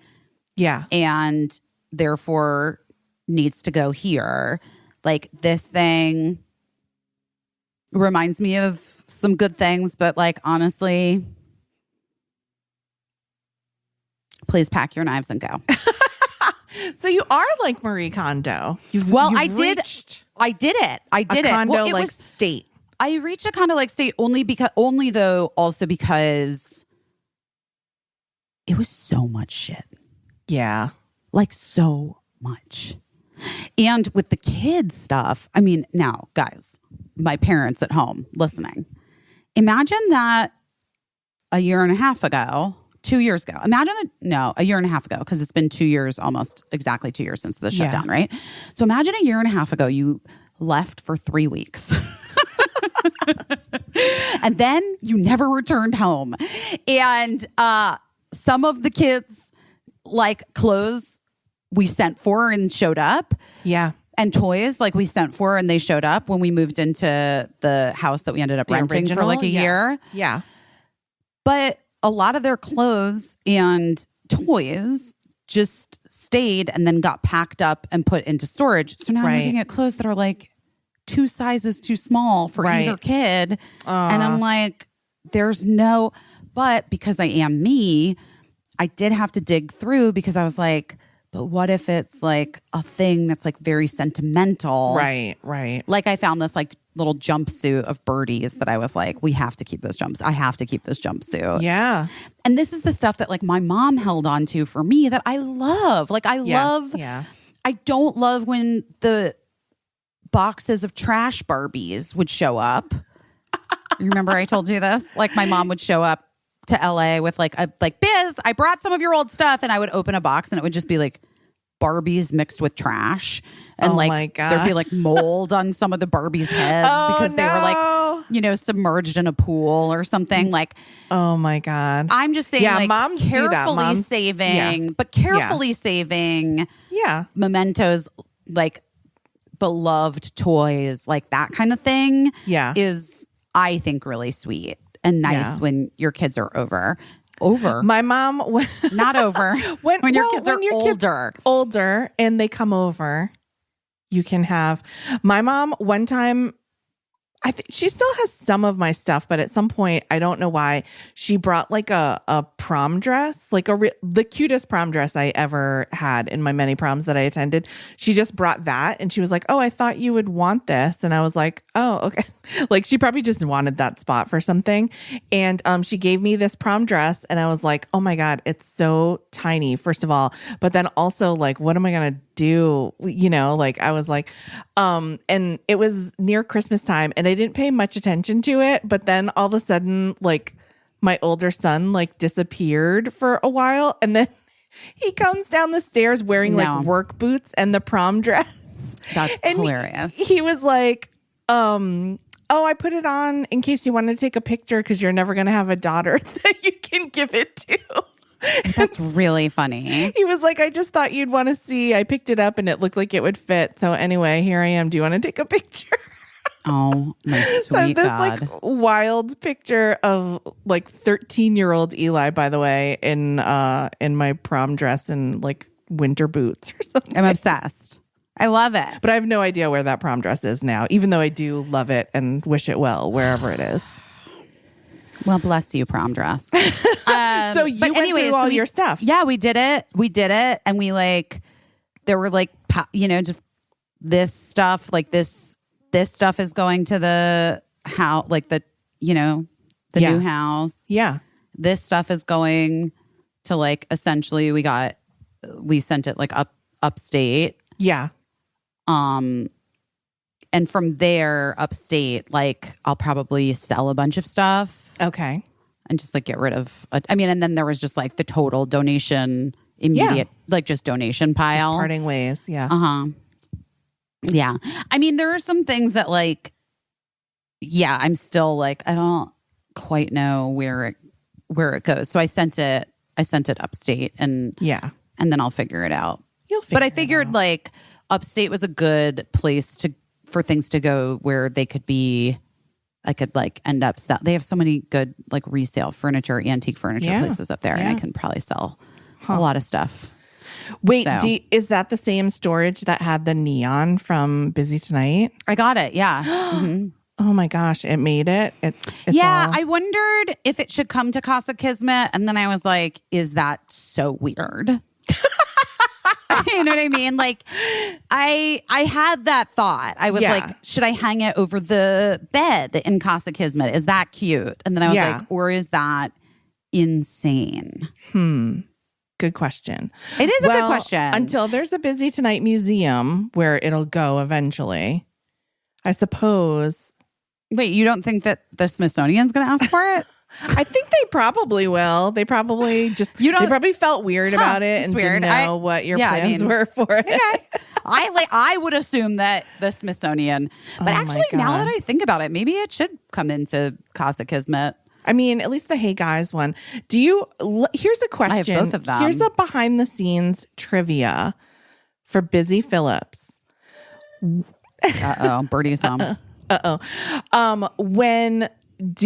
For fans of Busy Tonight, remember that there was a neon in the like living area that said, Hey Guys. Mm-hmm. Were you aware that like maybe 2 days before our first show, when they were putting the set together, they smashed that neon into a million pieces? Me? Was I aware of that? Yeah. Or did I successfully keep it a secret from you? The look on your face tells me that I successfully did not pass on. No, I think I knew that. Did you know? Yeah, I didn't know that. Everybody felt so terrible. My face is because Emily Beebe just sent me a text that said there are 1.572712 people in the U.S. with the first name Elizabeth. There are 1,742 people in the U.S. with the last name Phillips, spelled like I spell it. There are 8 people in the United States named Elizabeth Phillips. Why did Emily just send me this? I don't know. I don't either. It sounds like it sounds like one of those things that the New York Times like puts up that you can like look weird shit up, like what your carbon footprint is. And I just like wrote back, just did interesting. Anyway, that's some behind the scenes goss from Busy Tonight is that the neon almost didn't make it on the show because it got smashed. Everyone working on the set felt terrible. And if they couldn't make a new one in time, we would have had to put something else there for the first show because it was a really big piece of real estate on the wall. But they rushed and they made a new one and got it up on the wall in time. There you go. Well, and now it's in Busy's storage facility. Oh, it's upstate. Upstate. Got it. Well, but maybe I should. Maybe Hey Guy should Casa Kismet it. Maybe. I mean, kind of a good idea. I think neon as home decor is still kind of cute. I've been thinking about painting the bedroom or something. I don't know. Oh, okay. I don't know. It's too much. What do you think? What are you thinking? I literally don't know. Well, but anyway, so wait, what am I doing my best at? Okay, so I don't know, just like keeping it cool. Well, I mean, I think we've talked a lot about what you're doing your best at. It's just been you're right. It's been a week, and like and we're very lucky, and we're feeling it. We're feeling the week, so much love. But just the fact that you had like basically 24 hours notice to get out of here. I don't mean to laugh. It wasn't that. It was that I wasn't paying attention. Do you know what I mean? Well, like, okay. I was being overly generous, right? To you, to me. No, I wasn't paying attention because of the Swedish travel and then you were in town. I just wasn't paying attention, and I was like, oh yeah, the Tracy's coming and the Packers are coming, and then I was like, oh, we have to get out. I have to get out. Yeah. But here's what talk about terrible at packing. So I basically was like, I can't deal. Like, I just can't fucking deal. And I had to go do this big photo shoot for Girls 5 Eva. Right. Oh my God. Yes. And so I went to the photo shoot, and Tracy was like, it's okay. We'll do the rest of the house, and then we'll do your stuff last. So you can like get your clothes for essentially I think it's going to be probably like a month, right? Until the new houses. So ready. 2 months. No, dude. No. Absolutely not. No. Okay. No.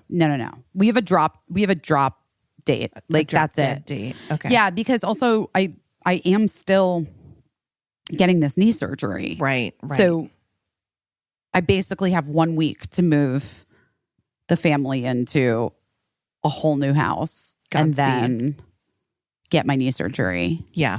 Okay. All right. Fun. So, okay. But so I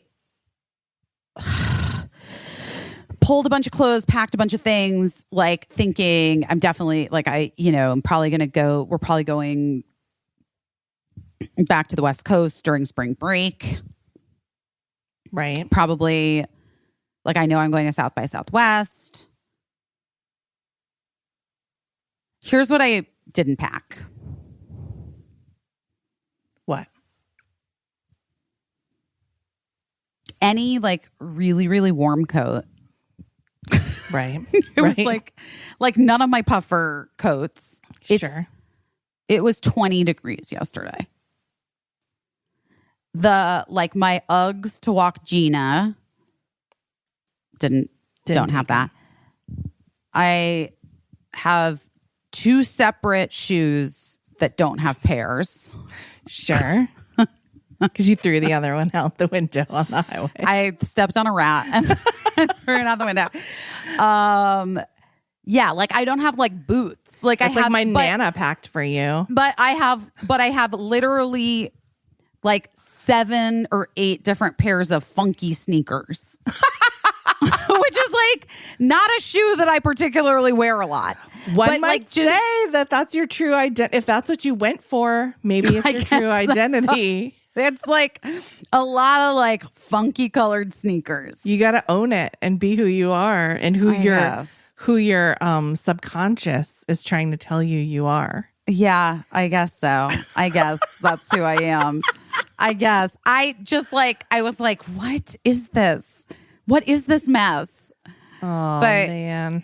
It's really like I'm really missing the boots, like the Ugg boots to walk Gina in the morning and at night because it's like so oppressive to put on actual shoes. And you just want your feet to be cozy. Yeah, people. So I could also, by the way, well aware, I understand. I could just go on over to the UGG store, pick up a pair. No, but you're trying not to do that. No, and it feels also doubly dumb because I have them. Yeah.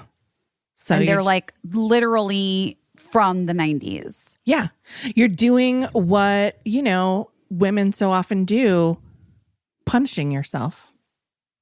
I am. You're going to make yourself suffer. I'm going to suffer. Until you get those Uggs where you want them. God. Anyway, so that's the story. Ish, I guess. I don't know. You're doing your best at a lot of things. It just trying so hard. It's not for both of us. We're not having like spectacular results at the moment. But who the fuck is? I mean, if you are, that's I follow you on Instagram because I've been seeing a lot. I was gonna say that is true. I started thinking about. I was like, who is? And then I was like, well, actually, everyone I fucking follow on Instagram. Off the top of my head, I can think of like 6 or 7 people. God bless you. So happy for you, guys. Yes, so happy. Yes, and Lord knows everyone has worked hard for their successes, but I sure as shit did not pull out a success this week. No, me neither. I didn't even pull my dirty underwear out of a dirty suitcase. Yeah. I mean, yeah. I forgot a boot. I packed Canadian. I packed half pairs of shoes and I don't know where I mean, it's it's fine. It's fine. It's fine. Guys, let's say it again. It's fine. It's fine. And we also, if you only have half pairs of shoes, we see you. We get it. Shoes with no matches. Shoes with no partners. We understand. We feel you. I've worn 2 different shoes to a thing before. So, remember when Cricket used to do that? Do you remember when Cricket was a baby and she would only wear mismatched shoes? Aww. So cute. She's not a baby anymore. No, she's a big person girl with feelings. She hates her mother. She's hit the age. She's hit it where she doesn't like me very much. Well, she thinks I'm full of shit. She won't always, but you got along 10 to 12 years ahead of you, maybe. Yeah, she's going to be tricky. Maybe not. I don't know. She's tricky. Birdie's like the thing with Birdie. I have to be quiet because Birdie's here now, taking over in their room. Yeah. But the thing about Birdie is that Birdie's so, 3 things: brilliant and verbal and able to articulate their emotional state at every given moment. Yeah. So even if it's like painful as fuck, you know what's going on. Do you know what I mean? Yeah. And Cricket is like definitely like the sweetest little soul who sometimes I'm just like, hello, what's going on in there? What are you thinking about? Like, what do you need? Right. What do you want? What are you looking for in this moment? And I can't tell. To some extent, she's probably learned to cede her space. Correct. To bigger, more pressing things. I 100% can identify, and I'm sure a million people can identify either themselves or seeing their own kids cede their space to someone else. Yeah. You know? I know. And it's like, So- it's really hard to try to empower her because then what it ends up looking like a lot of times is just parroting bad behavior as Yeah. opposed to like really like explaining what's happening Right, or trying to right. like figure out what's happening. Anyway. Right. That's a tough one. But the good news is Cricket really is a sweetheart The and sweetest kid. is super emotionally intelligent. And Yeah. I think like, you know, not that your kids are like my kids, but I always, you know, just go by like Lincoln was the same, was always so quiet. And he's become really good at like, he's probably the best at all of us of like sharing his feelings and also getting other people, like drawing other people out of their feelings. So hopefully that's my hope for Cricket because she is super smart and has like a super lovely heart. She Even if really she does. was mad at you for a minute. I know. I know. It happens. It happens. Well, we should. Now that it's been Bird is 47 home, hours. we should. Yeah, we've been. You know, we should let everybody get going. But we love you guys so much. We love you. Thanks for being here. We're thanking everyone for. You guys really, but really, just thank you. The amount of time we needed to talk. I'm already out. I'm not even listening anymore. Oh God, you guys, we love you. Goodbye.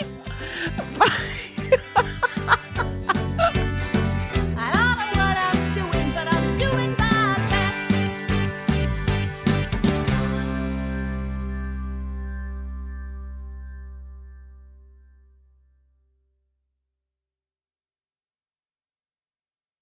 Oh no.